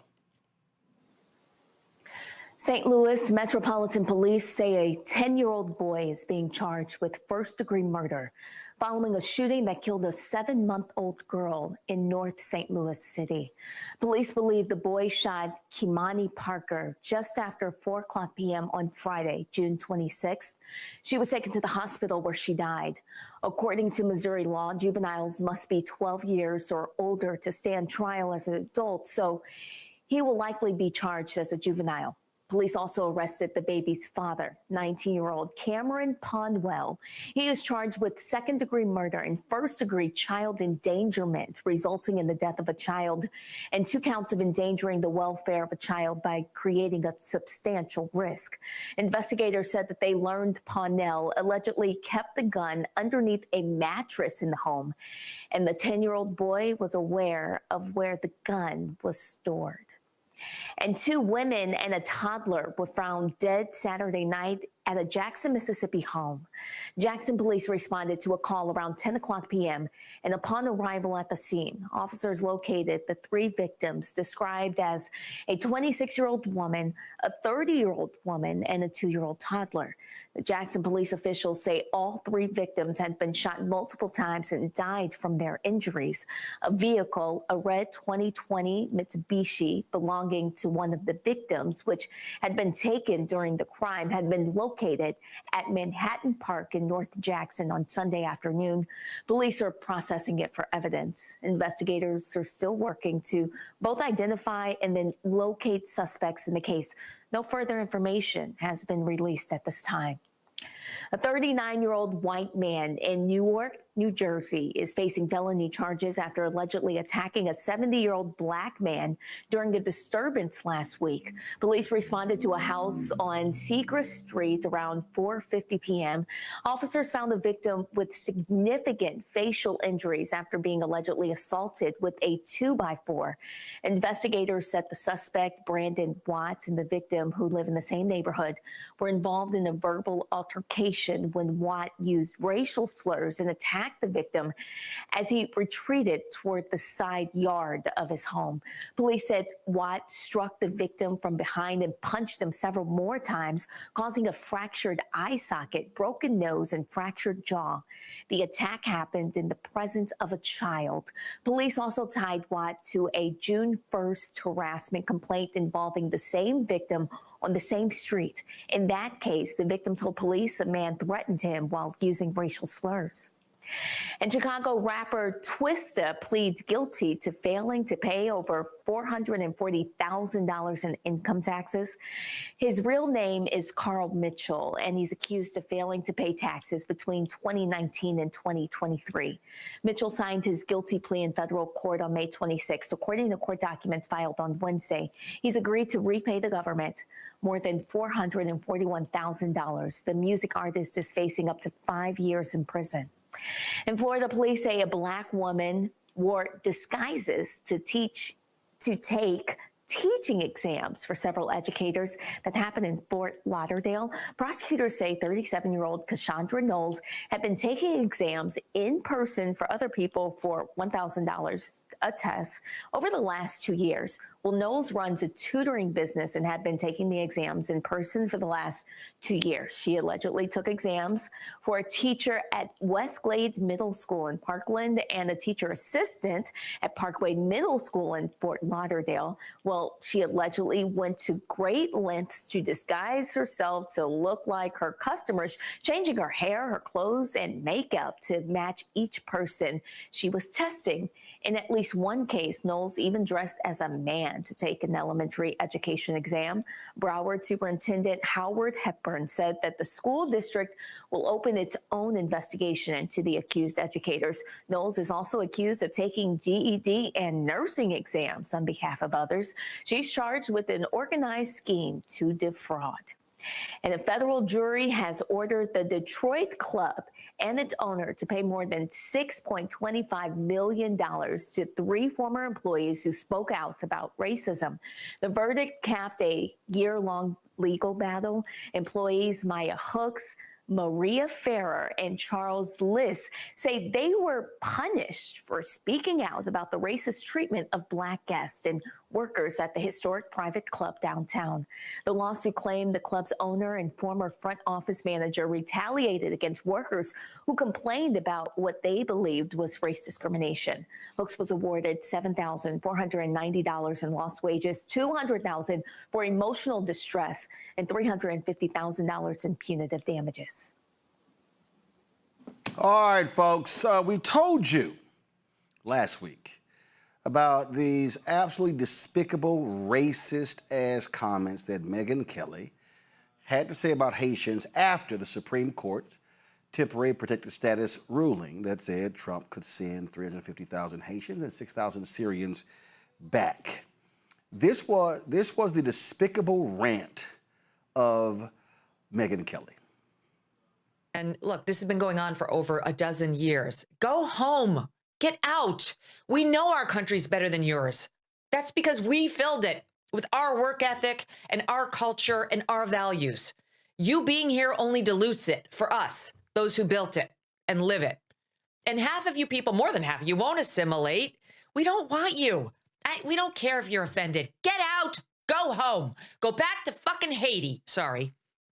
I'm thinking about our friends in Ohio who've been dealing with these TPS Haitians for years now, who are drunk driving all over their towns and killing people. This is the whole cats and dogs thing.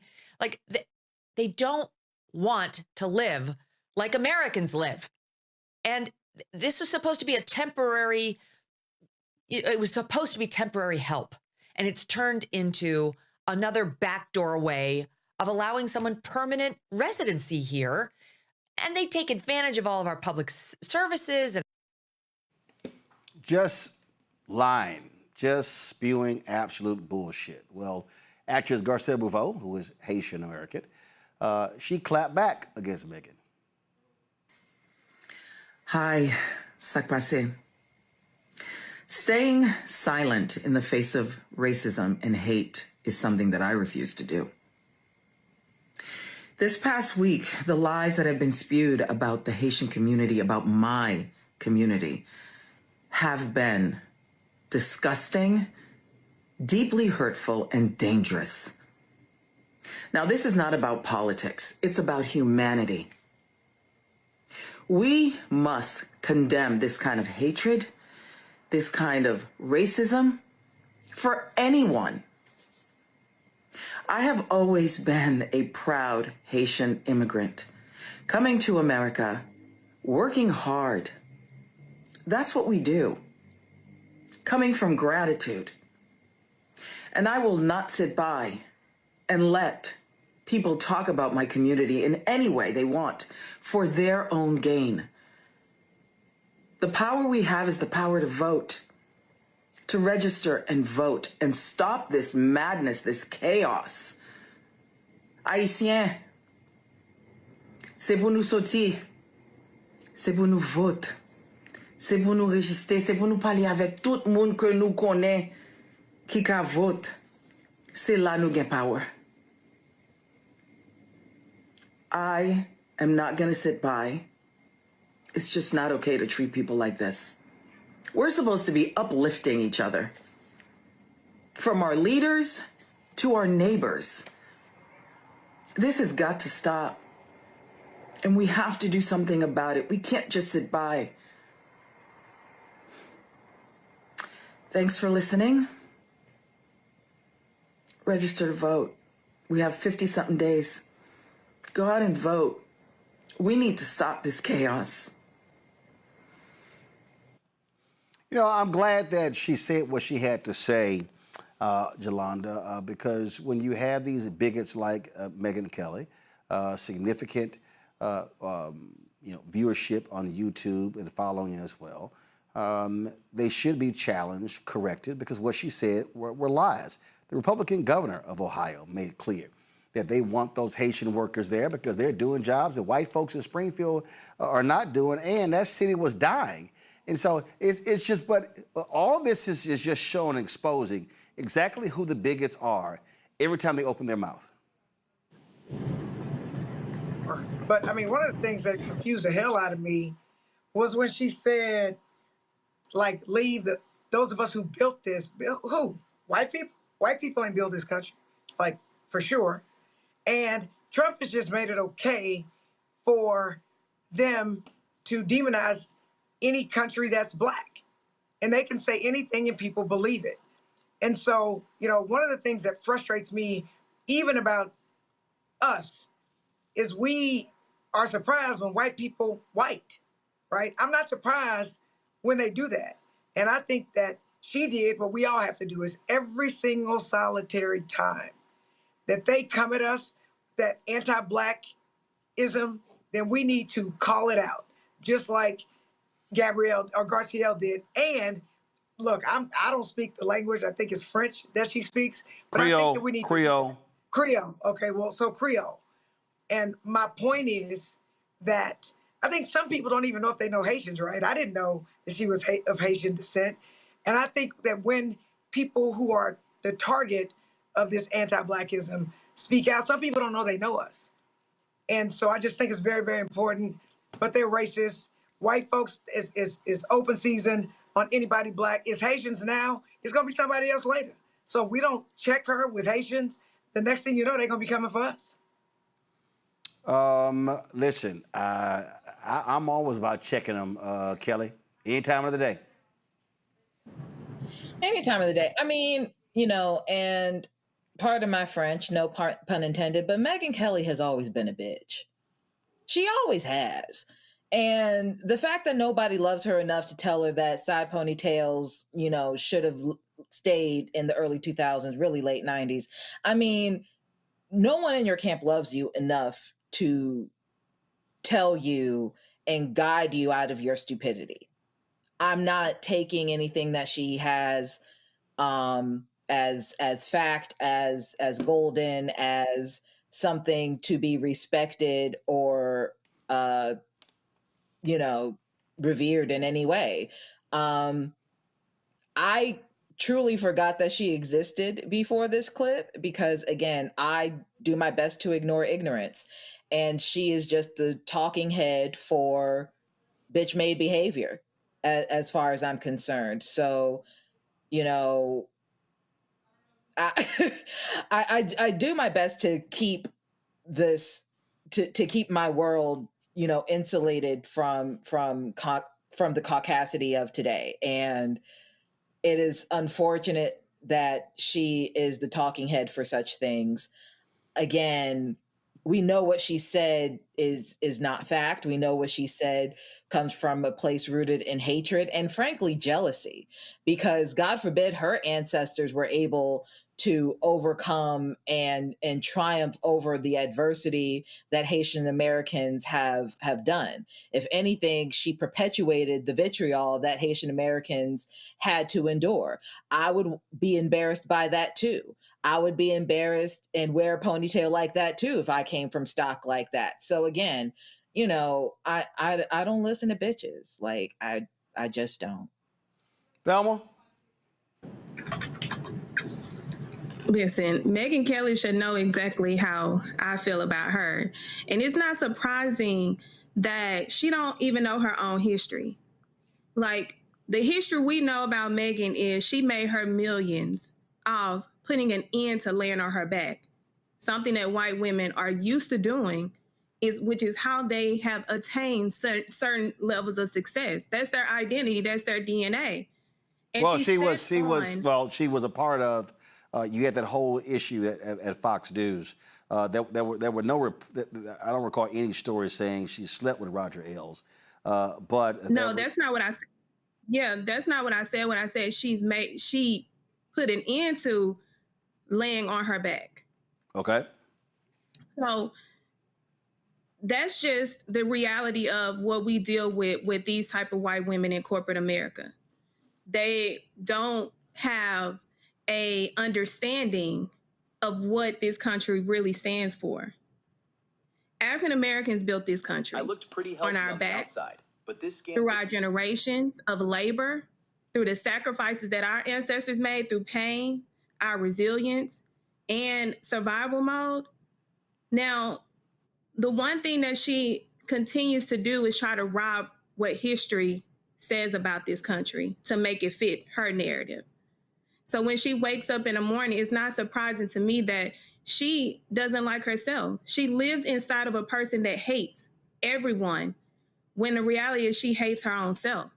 Because no one that loves themselves and then pours into themselves would talk and speak such nastiness about other human beings and a country taking rights away that we worked hard to maintain and receive.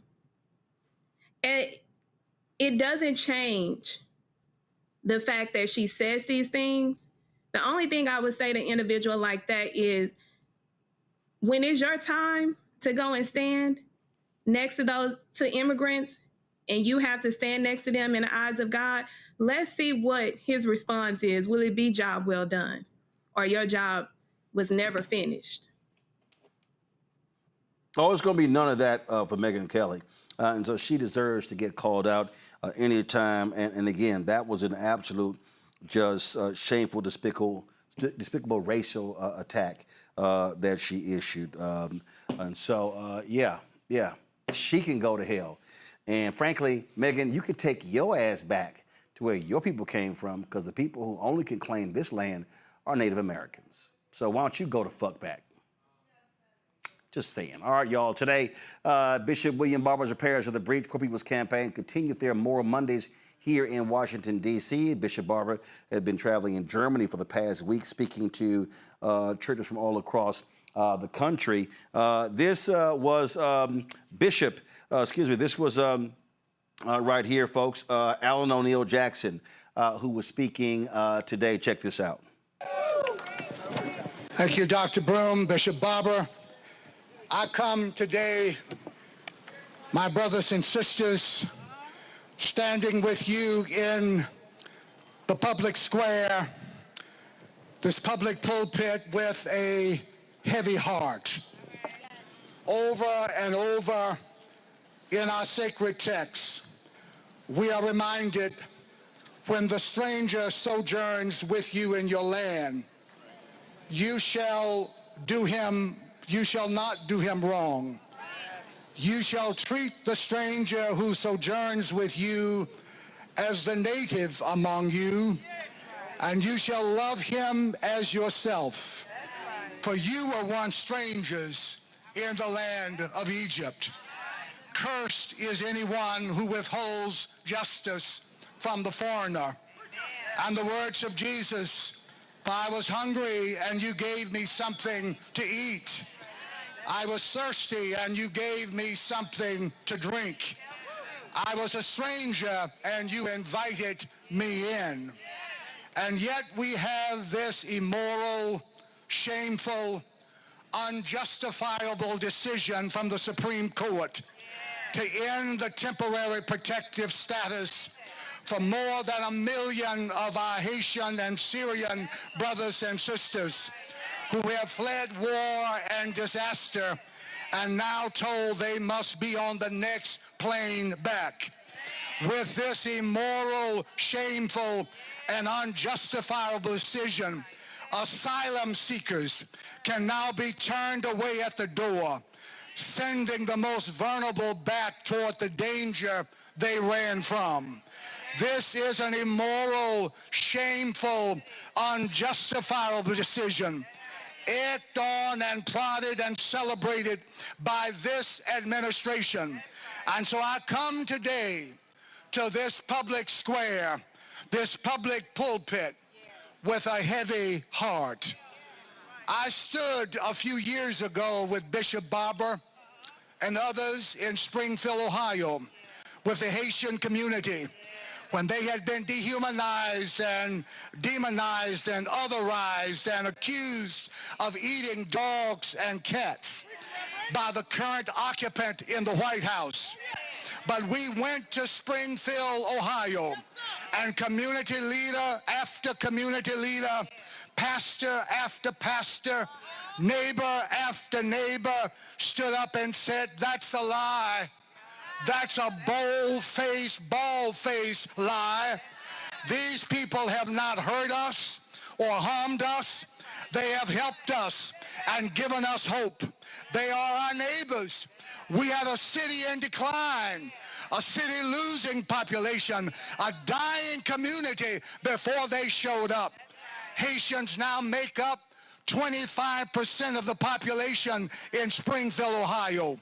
At least 10 businesses opened by Haitian immigrants have made significant contributions to the local community. 8,000 new jobs recently created. Data shows that TPS holders contribute over $29 billion to the American economy, and they pay almost $8 billion in federal payroll, state and local taxes. But now, with this immoral, shameful, unjustifiable decision, families will be separated. Local economies will take a hit.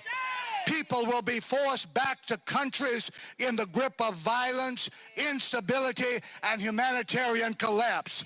Shameful, shameful, shameful. The human cost will be felt all across this nation. These people are not hurting us. They are helping us. They are saving us.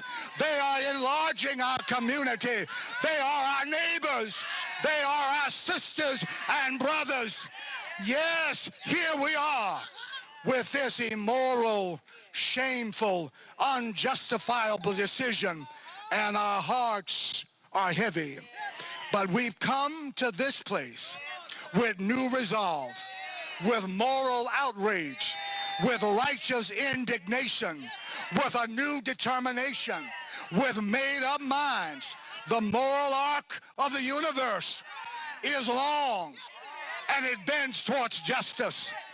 Might not happen with this Supreme Court or this Congress or this administration, but we know that someday, in the end, right will win. Truth crushed to earth will rise again. The wicked will cease from troubling, and the weary will be at rest. Weeping endures for night, but joy comes in the morning. And so if you have a hard way, walk it with courage. If you got a mean problem, work with it until you solve it. If they try to restrict our right to vote, we're going to just vote anyhow. If they rule against us, we're going to keep on working. If they try to silence us, we're going to keep on speaking. If you got a battle, fight it. If they step on us, bounce back. If they put us up against the ropes, come back swinging. And if they kill us, well, we're just going to let our efforts live on anyhow. An immoral, shameful, unjustifiable decision. But we will not be silent anymore. Again, folks, that was More Mondays taking place in front of Lafayette Park at 16th Street here in Washington, D.C. We're going to close the show out. Some sad news over the weekend. We got word that the longtime wife of Nation of Islam leader, Minister Louis Farrakhan, passed away. Khadija Farrakhan. This was the statement that was released on June 27th. The statement said, the Honorable Minister Louis Farrakhan, with deep sadness, yet with profound gratitude to Allah, informs you that his beloved wife of 72 years, the First Lady of the Nation of Islam, Mother Khadija, has returned to Allah. May Allah be pleased. We thank Allah for the precious life of a loving wife, mother, a faithful, devoted follower of the Honorable Elijah Muhammad. Mother Khadija will forever be cherished and remembered. May Allah give his unequaled comfort to the family as we mourn this tremendous loss, and lift the family in our prayers and thoughts. Allah, there is no God but He. He gives life, unto Him is our eventual return. Funeral services will be sent as soon as available. This was from Student Minister Ismail Muhammad on behalf of the Shura Executive Council. Today, the Nation of Islam released the funeral services for Mother Khadija Muhammad, and she'll be lying in state Wednesday and Thursday at Mosque Mariam at the National Center, 7351 South Stony Island Avenue, from 10 a.m. to 8 p.m. The Janazah service will be Friday, July 3rd at 11 a.m., and the interment will follow at Oakwood Cemetery on East 67th Street. And so, again, the passing of Mother Khadija Farrakhan, wife of Nation of Islam leader Louis Farrakhan. And our certainly condolences go out to Minister Farrakhan, his children, and all the members of the Nation of Islam. Folks, that is it for us. Let me thank Jolanda. Let me thank Thelma and Kelly. And y'all also, by the way, y'all know I've already told Jolanda, take off that furry ass. That shit drives me crazy, y'all. Y'all need to understand. It drives me crazy when I see these damn content creators, influencers doing videos. Just let me explain something to y'all, okay? Jolanda, go ahead, lean in. Why you calling me out like that? Let me explain something to everybody who's watching. I want y'all to understand, okay?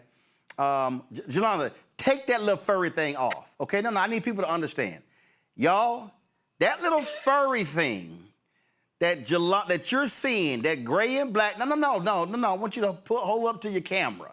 I need people at home to see what I'm talking about. Y'all, that thing is called a windscreen. And so you're supposed to hold the microphone up so she has a DJI microphone. No. Take it off. People need to see the little microphone. You can't even see it. Little black thing, that's a DJI microphone. The windscreen comes off, okay? So here's the deal, okay? That little windscreen, that's for when you're outside and it's windy. Jolanda ass is sitting inside. The only wind is coming out her mouth. Ain't no wind inside. I'm telling you, it drives my ass crazy when I see these people on Instagram and TikTok and Twitter and fan base, and I'm like, it's a goddamn windscreen. Your ass indoors. Lesson learned. AC or something, bro. You don't know her environment. I know it ain't windy. Listen, what if she has a fan on? What if she's trying to, If she had a fan on, Kelly, we would have heard a loud ass fan and audio would have said, turn the fan on. No, we wouldn't, because you had the windscreen. Now, see? Kelly, let me explain something to you. Hold up. Black women support No. I ain't believing no black woman. I ain't believing no black woman who don't know shit about TV. Okay? So stay in your damn lane. Your ass with the law school. Hold up. Your ass been a lawyer don't mean you know TV. Okay? Let's be real clear. I bought the thing you texted me. This is what I use. I bought it. I will have it tomorrow. Y'all done? She can only do so much. Before I was a lawyer, I studied broadcast. I know exactly what you're talking about. Okay, baby. First of all, Kelly, when you studied broadcast, DJI did not exist. Oh my God. And I know it now. You know it now. Did you even know that was a windscreen? Yes. No, you didn't. You thought that was a little gray furry animal. Don't even front. That's what you thought. Listen, I'm just trying to tell y'all. So y'all, I sent Jolanda a text. I didn't understand. The DJI microphone that she has, y'all, has a hole. That hole is for a lavalier microphone. And you can get a lavalier microphone for ceremonic is $15. And you can plug that. Otherwise, if you clip it on, you got a big black ass block. And see, I don't even like that big old block. So I have in my bag. Hold on. See, just for y'all who think Roland, this says arriving tomorrow. See, yes, praise the Lord. No, here's the thing. See, I know about DJI. See, y'all, let me tell y'all something. This advice. You won. Shouldn't you be quiet? See, you won, Roland. No. This is for the benefit of those also watching. Okay. So this ain't just your ass. So I just want y'all to understand. See, I have right here. I keep DJI microphone right here, and then in fact, Listen, I have a white shirt on, so if I need to do an interview and record, boom, I use my white DJI microphone. But see, I'm not a particular fan of this. Yeah, see, Jolanda like, ooh, I didn't know they had white. I saw your face. See, that's why y'all need to pump y'all brakes. So petty. That's why y'all need to pump y'all brakes and let this master class teach y'all something. And so, yes, Jolanda, you wear a whole bunch of white, so they actually make a white a white DJI microphone. And so that way, and then, Yolanda, I will send you the link. Ceremonic, Yolanda, also makes a white lavalier. So they have a white lavalier and a black lavalier right here. Boom, you all good. And so that's how this works. And yes, this little windscreen is right here. Y'all see, I ain't even opened the damn packet because I don't wear the shit indoors. I'm good. Do you feel better? Yeah, I saw he That was, giving you know advice what, about teachable that phone moments, earlier. Roland. Because it was on your chest. It was stuck up in there. Are you feeling better Yes, because now? I can't stand seeing that damn furry-ass windscreen when people are talking indoors. Well, why didn't you text me that, Roland? What? That's not what you texted me. Yes, I did. You didn't text me, take that fuzzy thing off. You did not. No, because the problem is this here, okay? Then you would have had this big old black block sitting in the middle, and then now what I could have told you, because your voice projects, that you have a little magnet on the back of your microphone. And so, as opposed to having that black block here, you can see you can actually lower it utilizing your magnet, and then it wouldn't even be seen, and you still could be heard. Oh, so thank you. I need to know that. You know, everybody ain't social media-ly savvy. I just made that up. You ain't know this little bitty square thing is a magnet on the back of your microphone? Yes, I do, but it didn't. Never mind, Roland. I'm not gonna have you continue to blame me So just like up TV, just like it's up on your here, network. like up here, if you don't want to clip it on, you could just use the magnet and it'll actually stay on because it has the magnet. See right there, just see. I'm so glad he taught us something today. See, it's amazing what happens when you read that little. Nothing I knew all of this. It's amazing what happens when you read that manual they send you with certain products. Then you know how to use those things. But Kelly wants to be the furry damn TV queen, and then she wants if there's a fan on. Oh my God. Okay. All right. Listen, I give grace. I give grace. I don't like the I don't You know what? I can take it. I can take Roland. Let me explain something to you. I don't give grace. I'm not the Lord and Savior Jesus Christ. That's His job. And as German theologian Dietrich Bonhoeffer said, some of y'all got too much cheap grace. So I just choose to be King Petty. All right. Did you say King Petty? Yes, King Petty. Yes, absolutely. Yes. So the next time, And hold up, this is exactly the kind of stuff that the white Democrats don't understand is black cultural stuff. And in fact, if y'all really think I don't pay attention, please pull the video up when Yolanda was speaking.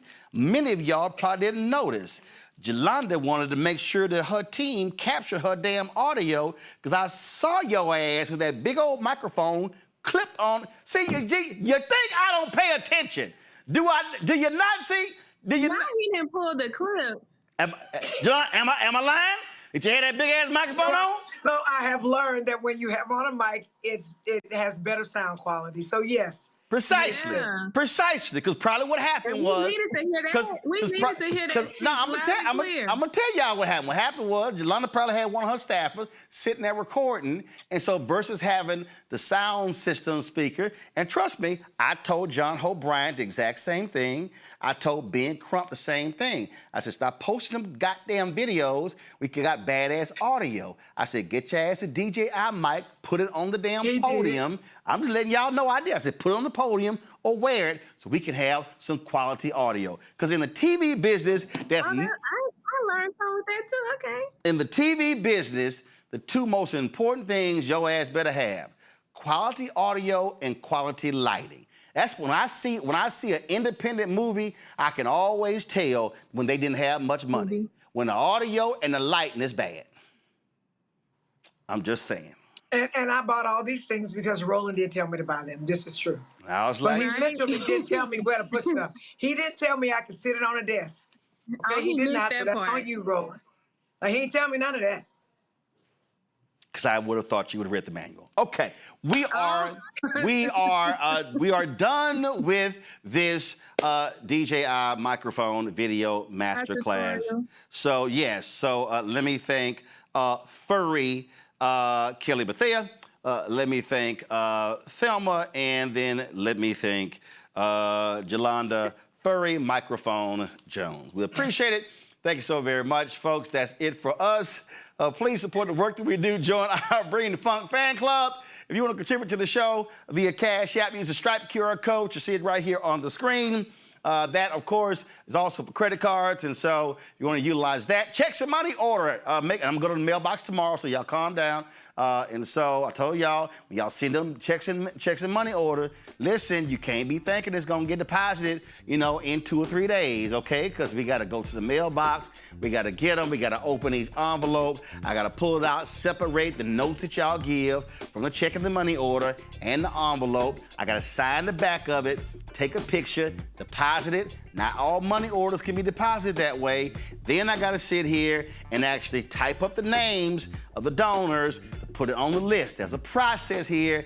Give a brother some time. And yes, I'm the one who personally does that because I don't trust nobody else with y'all money. Checks and money order, make it payable to Roland Martin Unfiltered, P.O. Box 57196, Washington, D.C. 2003 7-0196.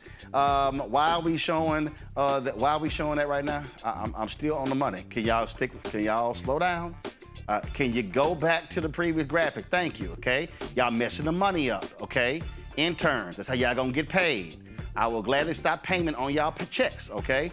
All right, again, checks and money order, make it payable to Roland Martin Unfiltered, P.O. Box 57196. Y'all lucky I didn't name the intern who did it. See, I'll get real petty. P.O. Box 57196, Washington, D.C. 2003 7-0196.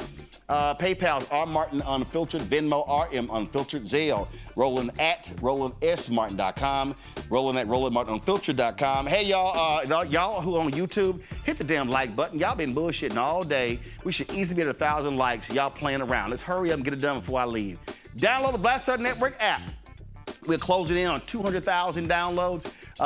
Apple phone, Android phone, Apple TV, Android TV, Roku, Amazon Fire TV, Xbox One. We dropped the Xbox One because wasn't nobody watching over there. Amazon Fire TV, Roku, Samsung Smart TV. Be sure to get our Roland Martin Unfiltered swag, hats and T-shirts, all our great merchandise. And in fact, hold on, let me do this right here. Y'all, we were in, where was I just at? Oh, I was in Ohio. Was I in Ohio doing this? Hold on one second, y'all. I told you I was gonna do this here. So we were, I spoke to the preachers on Saturday. And of course, I ran into some folk who were there, who were rocking the Roland Martin Unfiltered shirts. And so I appreciate it. Also, when I was in Ohio for the State of Black America, I saw some of y'all there as well, rocking the Roland Martin Unfiltered shirts. I appreciate that. It's always good to see y'all when y'all wearing y'all gear. I told y'all, if you are rocking our gear, post on social media, tag me, and I will personally show you on the show. So I am honoring my word. Give me 1 second. I'm about to, let me stop this screen mirror. Here you go. All right, so let me send it right now. So what I'm doing is I want to show, I saw this. This is a sister I ran into this sister on Saturday. Ran into her. My bad, I did not get her name. I should have gotten her name. But first, when I spoke in Ohio, on last Monday, had a great time there with Congresswoman Joyce Beatty. We had a great time. I ran into this brother here. Let me see, hold on 1 second, I'm almost there. We got it. All right, I want to shout out this brother right here. I didn't reverse it. I shot this with my other phone. And so he was rocking our Don't Blame Me, Voted for the Black Woman shirt. And then on Saturday, ran into this sister right here. She was rocking her shirt as well. So I appreciate both of them rocking our gear. Don't forget, again, if you want to get your Roland Martin Unfiltered swag, Black Star Network swag, go to shopblackstarnetwork.com. Shopblackstarnetwork.com. Then, of course, all these products you see over here, these are all Black-owned products, y'all. All these products right here as I'm walking over. Everything that you see right here, and we got chips and animal treats. We got hair care products, car wash solutions. We got sauces. We got Black-owned toilet paper and tissue here. We got backpacks. We got the nursing gear they wear, stuffed animals. We've got watches, jewelry, skincare, hair care, all of these, everything that you see right here. These, of course, these bags right here, the toiletry bags right here, all of this stuff. We got, we got crossword puzzles. We got all this good stuff. All these black-owned companies are available at shopblackstarnetwork.com. And remember, when you support these products, you also are supporting this show as well. We got these candles that smell like your favorite desserts. We got these bourbon, it's called Pieces of Love. These bourbon-infused pecans right here. I mean, we got these candles right here as well. And so, man, we got some great stuff. So I want y'all to go to shopblackstarnetwork.com. When you buy products, any of these products, you're supporting them, you're supporting us as well. So I appreciate it. Shout out Clark Atlanta University. I'm rocking y'all polo today on the show. I certainly appreciate it. Folks, that's it. I'll see y'all tomorrow right here. Roland Martin Unfiltered on the Black Star Network.